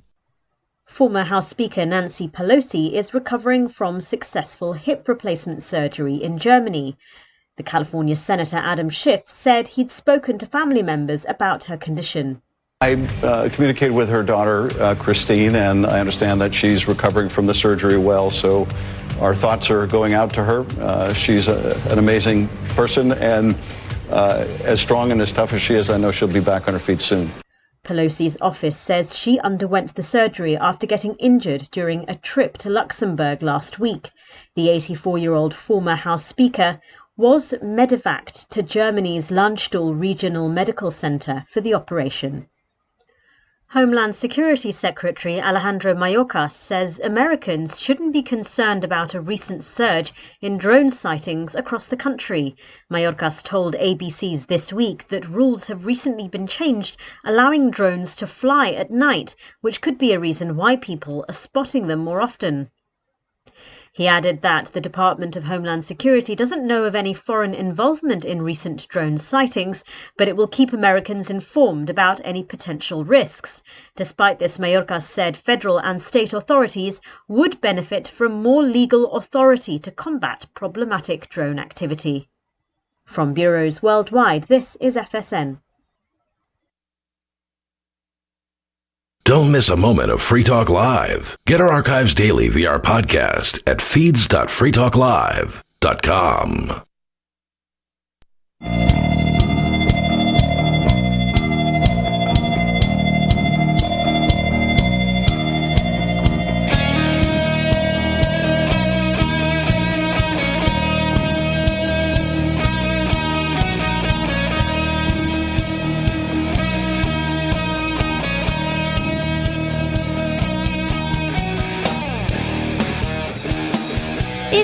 Talk Live, talk radio that you control, and 603-283-6160 is the phone number you can call to bring up whatever's on your mind. That's 603-283-6160. You can change the subject, tell us we're wrong, or bring up whatever's on your mind. It doesn't matter. It's Free Talk Live, and Free Talk Live is brought to you by LibertyMinded.com. Official Free Talk Live gear like t-shirts and hoodies are available at LibertyMinded.com. Plus, you'll find a unique collection of cool and funny liberty-oriented clothing at LibertyMinded.com. That's LibertyMinded.com. And with you on the show tonight, you've got me, Bonnie. And Richie Rich. And in the beginning of the show, we never even actually got into the article, but I feel like the title basically says most of it. That a chatbot hinted at a kid that he should kill his parents over them limiting his screen time. But another article of the sort of funny, ridiculous sort that Rich brought in is Florida teacher is found naked in classroom with a slew of disturbing items. Some of which I don't even know. I think we can say them on the air. There's only 7 words you can't say. Just, read the article, be clinical. That's the thing. Like, Okay. if I start describing how you use these items... Yeah, then don't do that. Then it's all of a sudden a bunch of words you can't use, but I can just say what they are. Sure. So this is from dailymail.co.uk, a reputable news source. A Florida teacher has been arrested after being discovered naked inside a classroom with a slew of bizarre items in his possession. This is what the leftists are teaching your kids. This is who is teaching your kids. And imagine if you got arrested and then people are like, what are you in for, or whatever, and you're like, possession of what? A dildo? Because I don't know if that's actually... Okay, that's not his charge, but still, that's how they're describing it in the article, and it's funny. Authorities were initially called to the school after an alarm suggested a potential burglary was in progress. That's another thing that's so stupid about this. Like, we haven't even discussed it on the air yet, but okay, it was out of school time. He was on vacation. It was school break. Mm-hmm. And he was like, you know what I'm going to do? I'm going to break into my classroom with all this weird stuff. Why wouldn't he think that an alarm would go off? So dumb. Well, probably because by the time he gets to school, the janitor's already turned it off, and by the time after he leaves for the day, the janitor turns it back on. And unless you're going in there after hours, I don't know what the alarm situation is. I would think most people would know that, like adults that work there. But maybe I just know this more than other people because when I was in high school, there was this famous video that you could find on YouTube. You could probably still find it on YouTube now, and it's kid broke into Byron P. Steele High School in Texas. Okay. And he has some kind of something on his face, like a mask, and he just he goes in and the alarm starts going off, so he just runs into the principal's office. I don't remember, he's just starts acting really erratic and then he leaves, and you can find the video online. That's why you don't have good school pranks anymore, because you can't break into your rival school to steal their mascot without the alarm going off. That's so true. I mean, there's always reasons why kids are there way after hours, Yeah, so, but not on break. True. On a break. I would never go back to school on break. That's my break. I don't know. I'm already here as much as I want to be. The band kids did at my school. Okay. I remember that was horrible for me because I'm one of my best friends with the band kid. I've never been in band. Okay. And I barely knew any of the band kids. It's they had some complete opposite schedule in classes to me. And it does seem like a cult. Anyways, they would be there during breaks when everybody else wasn't, even in the summer. Anyways. Well, maybe athletics and stuff then too, because they'll go practice, but not inside the classroom. Not inside the classroom. You're not going to class, but this guy, this teacher. Yeah, why did he want to be there instead of just in the privacy of his own home? That his wife kicked him out. That's a good thought, but it suggests to me that there's something he's getting off on by being in the school. And honestly, if this is did it say high school? If this is an elementary school, yeah, it's an elementary school. That makes it even creepier. I'm not saying this is pedophilia or something, but suggests weird things. It's like those men who get off on wearing little girls' clothes that they wore. Okay. Different than just being trans. Not saying, all trans people are pedophiles. No. But it's a whole different monster when you're a man. You're not even trying to look like a woman. And you're getting off on buying little girls' clothes on the internet and wearing them. These people exist, and it's gross. Okay. Are these like the bronies? I think it's all in the same vein. Okay. Like The similar. furries? I don't know if I want to lump all furries into that, because some furries just dress like an animal and they're just with all adults and stuff. But the brony thing is a bit different in my opinion, because it's like, oh, a little girl's TV show? Yeah. Why that specifically? You know, Because it's creepy. because it's creepy. So authorities were called to the school after an alarm suggested a potential burglary was in progress, but what officers found at Windmill Point Elementary School left them stunned. Oh, and by the way, we didn't even mention, of course, this is a Florida man. Oh, okay. This is All Florida right. man. Windmill School in Florida. Got it. Joe Urias, I think you'd say, 34, was spotted by a deputy inside a classroom. Urias was found naked and surrounded by a peculiar assortment of items. I don't know why, but the word peculiar to describe dildos is making me laugh. Because the deputy went in and went, huh, this is peculiar. Peculiar. Yeah, that's so stupid. So a peculiar assortment of items, including sex toys, women's underwear, marijuana, some food, and a laptop. So this is before... Oh, okay, no, it wasn't before he found the guy, so he was found naked with all that stuff. Okay. He also created a makeshift bed. Yeah, so he got kicked out of his house, went to the school to, like, you know, rather than a shelter or rent a hotel or whatever. That is a good indication that possibly it's not a sexual pedophile thing. It's hot in the school because the AC's not on because it's a break, right? And so that's you why he's get naked. You get naked. You know, hey, you know, you're lonely, you're alone. You're He just naked. thinks no one's going to find him there. Yeah. The fact that there's a bed there does make it a little different to me, that it's not like something creepy, like he wants to be like, oh, my students are in here and this is where I did X, Y, and Z, but You don't know where he doesn't put rule his it butt. out. He probably sat on all their seats. that's really gross. That's really gross. Ew, that's really gross. Think about if any of your teachers did that to you. That's really nasty. So, thank God for janitors. I bet they They don't send a wipe down janitor the right in there. seats. You think the janitors go through every classroom and wipe down the seats? I don't think so. I don't know, honestly. Okay. If you're a janitor, let us know. I You know that wipe they down made all us the clean seats. at least the tops of our desks in elementary school. But I don't Yeah. really remember about the seats. But if you're the creepy teacher who's, like, you know, contaminating it, you're not going to have them wipe it off because that takes away the Oh, thrill. yeah, that's a good point. Yeah, because the teachers would be the ones making us do it. Right. School was closed for Thanksgiving break, meaning nobody else was on site, but Port St. Lucie Police Chief Leo Ziemski, I don't know, something Polish, described the scene as deeply unsettling. Deeply unsettling and In all my peculiar. years on the force, I have never come across a crime scene this peculiar. This peculiar. So silly. And deeply unsettling. That's pretty funny. I feel like any, like, just normal kind of straight man that I know would say it was deeply unsettling to them, especially since the guy's there naked. Yep. There were no children present. There was nobody inside the school at the time. He was by himself, you know.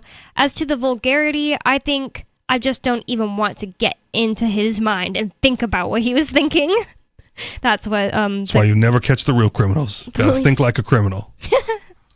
you gotta start thinking like this What guy, would this Joe naked Urias. what would this naked man with all of his sex toys and makeshift bed be thinking right now? See, you were pretty good at that because you were thinking maybe he got kicked out of his house. Maybe his wife's mad at him and he took her underwear to spite her. I mean, I've been kicked out and I've gone to hotels and, like, you know, made the situation work. So Mhm. there were nights where I didn't necessarily have a place to go. And you took your mom's underwear with you just I didn't so do she that. wouldn't have any. No, Oh, I did not see. do that.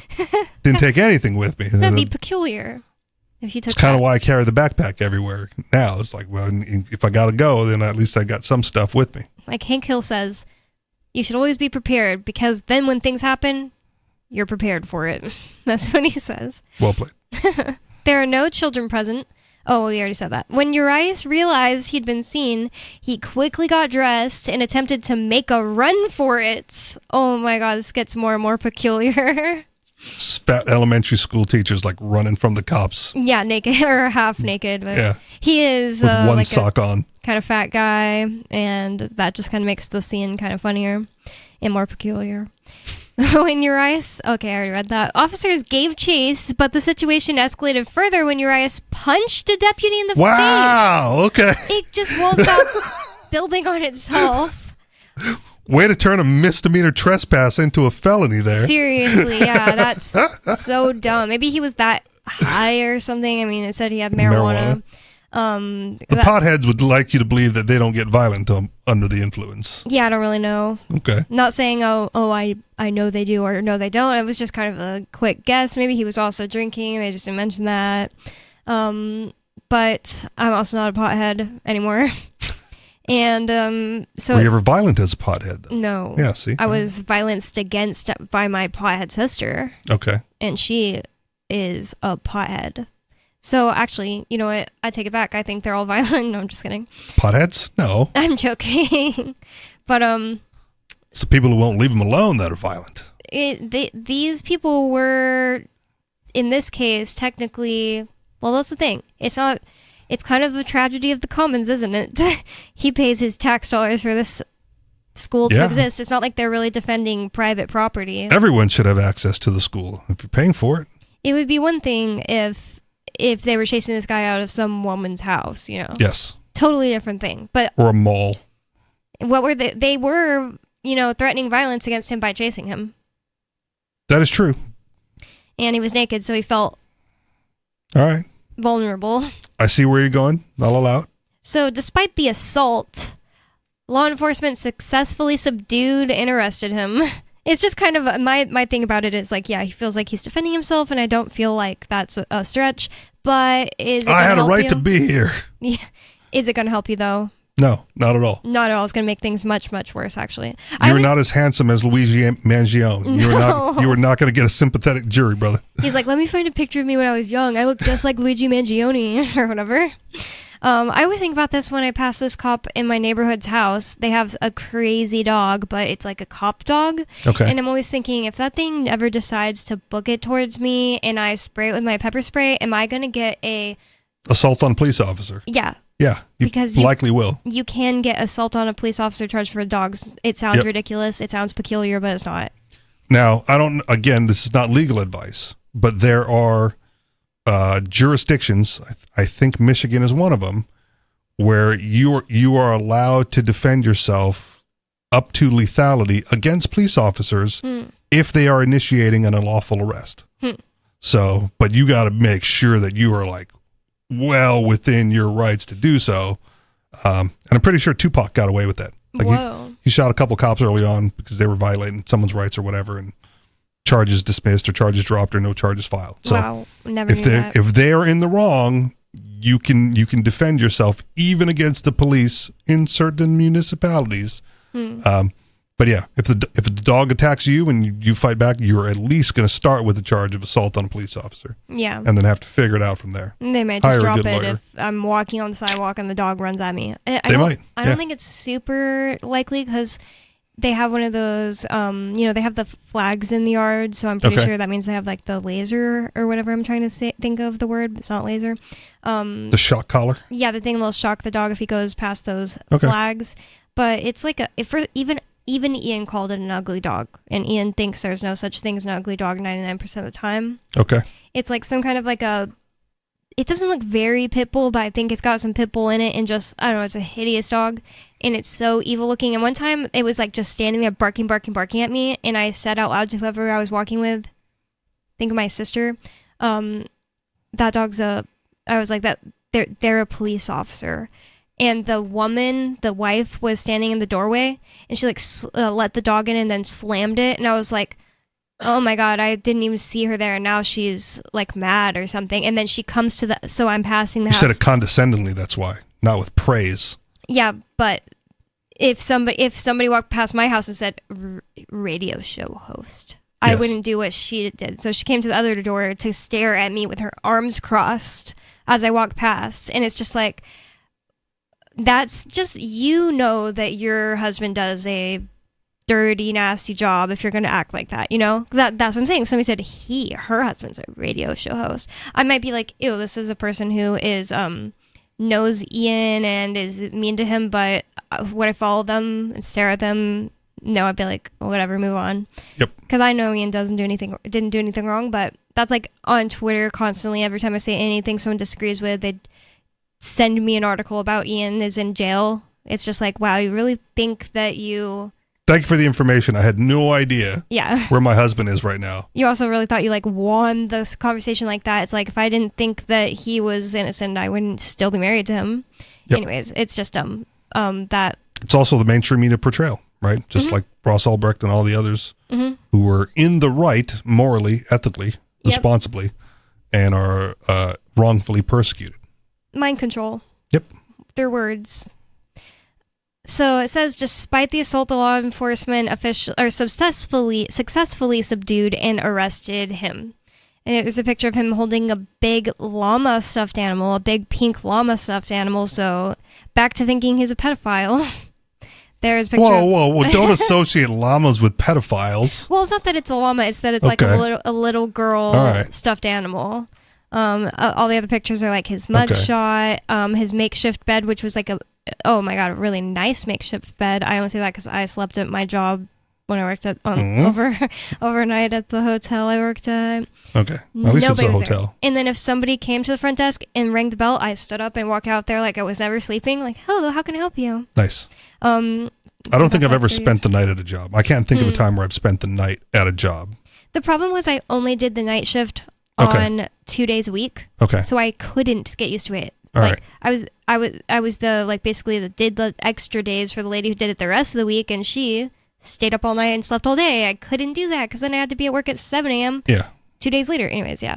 So a buddy of mine worked security for a hotel, and he would take a nap in they got to like wand wherever they're at, and he would just sleep in the stairwell until he got the call on the walkie-talkie, and then they like pop out of the door and wand wherever he was at. What is that wand? What do you mean?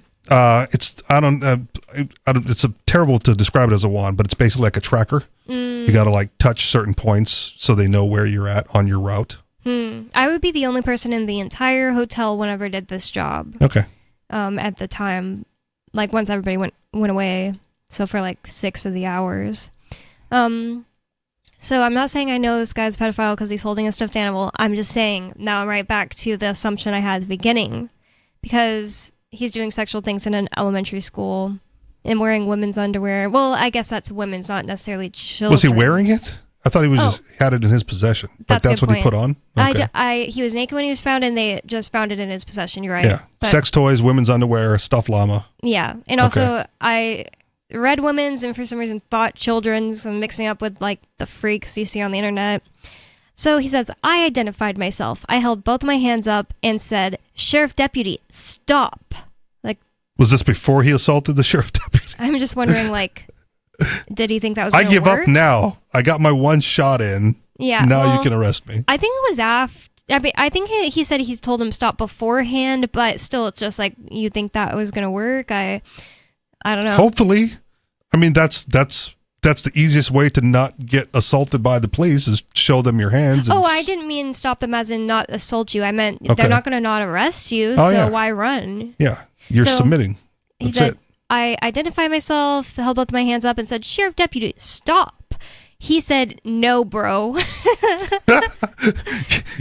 You're going to catch a whooping today. And tried to run through me. What does that mean? Like, knock him over? Like a tackle, I guess. We tussled a little bit. He hit me right here in the lip. I hit him in the jaw. And that's kind of media portrayal. All we heard from the first sentence was that he assaulted the cop. Yeah. We didn't hear that the cop assaulted him first. All right. Fair. Wow. And he says, I was able to hold him. Oh, wait, no. I think that this is now the cop talking. So I identified myself. Oh, this is all the cop talking. Sorry. Okay. So the sheriff deputy said, Sheriff Deputy, identifying himself. Okay. Stop. See, that's why I was saying, like, who says Sheriff Deputy, stop? Like, that sounds so weird. And just not something that would happen. I don't know why the sheriff deputy is putting his hands up, though. Or is he just, did he say hands up? I don't. I'm the sheriff's deputy. Put your hands up. Maybe that's what he said I held both my hands up, but maybe he's implying for him to do it. Okay. And then the naked guy said, no, bro, and tried to run through him. No, bro. No. We're going to fight today. Oh, I can't get caught in here with this llama and this women's underwear. I'm not sure they had llamas, just a picture. Okay, well, he said he's got a stuffed llama, Yeah, right? it's just some other picture, like, here's the guy. Okay. All right. And it's him, like, happily smiling in some office, Okay. it looks like, but he's holding a It's not llama. an evidentiary picture of all the stuff he got caught. All right. No, the only evidentiary picture with stuff he got caught with that they show is his snack stash, which is a bunch of, like junk food you'd expect this guy to be eating, like Cheetos and microwave food and All right. cans of something. He was planning to be there for more than a day then. Yeah, that He's like, definitely... I'm going to live here through Thanksgiving break That's possibly true. There's a whole loaf of bread there, it looks with like. my turkey pot pie. Yeah. So it says, so let me read this again, and now we know who's talking. He says, we tussled a little bit. He hit me right here in the lip. I hit him in the jaw and was able to hold him with my jiu-jitsu seatbelt grip. So he's jiu-jitsu seatbelt gripping a naked dude, or mostly naked. Further investigation found that Urias, who appeared to be homeless, had gained entry to the school through an unlocked window. So he was a teacher. He knew this school existed. He got homeless during winter break somehow, or Thanksgiving break. And then he tried to enter through a window. Go back real quick. Are we sure that he was a teacher, or did we make that assumption early on because he had access to the school? Well, we don't know that he's a teacher at this school. It says a Florida teacher has been arrested. All right. But, Okay. All right. yeah. So he's a teacher. We just don't know he's teaching Nicholas, there. so Why he is didn't have, it's not like he unlocked the door and walked in himself. He was at the school and climbed through a window. Yeah, All but right. then again, you'd have to know about, well, maybe not have to. You could walk around and look for an unlocked window too. Yeah, get lucky. So it says Urias admitted that he had entered the school for shelter, but the presence of marijuana and sex toys raised questions about his intentions. So this is the Deputy Holbert. Come on, man. The strippers are coming any minute now. Come back at midnight. Oh my God. He's homeless and had nowhere to live and was only eating Cheetos, so I don't think he had So now strippers. you feel bad for him. No, I feel bad for him. He didn't have strippers. Okay. So Deputy Holbert said that he was homeless and that what he had been doing is teaching at his school and then hanging out at a Starbucks and then sleeping in the public wherever he could. That's crazy. They don't pay teachers enough. This is what happens when you don't pay your educators enough. I wonder if that is actually true that he said that, or if he just said it to the, I had a homeless friend when I was living in Hawaii. He was legitimately homeless, living out of his car. And had a job. Had 2 jobs. Wow. And would go to the laundromat to do his laundry, would go to the gym to shower and all this, just slept in his car. Yeah, that's a step up than the street though. But he also had more money and better credit than the rest of us. He's like, I think I need a new car. What are you going to do? He's like, I'm going to go buy a new car. And then he did. And then he wrecked it. Oh my God, that's. And then I'm like, what are you going to do? He's like, I'm going to go buy another car. And then he did.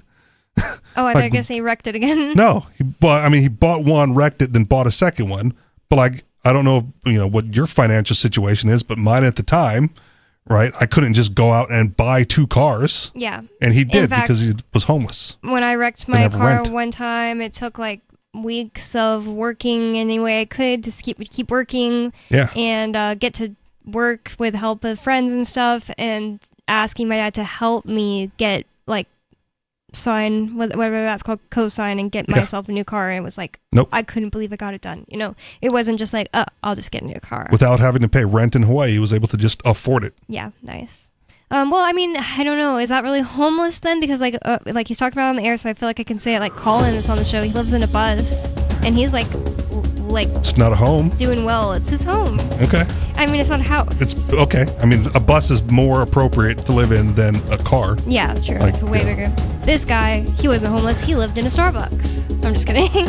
It's been Free Talk Live. You can get more of us at freetalklive.com. Check out that video, Dear Law Students, and have a good night. Thanks for listening. Peace.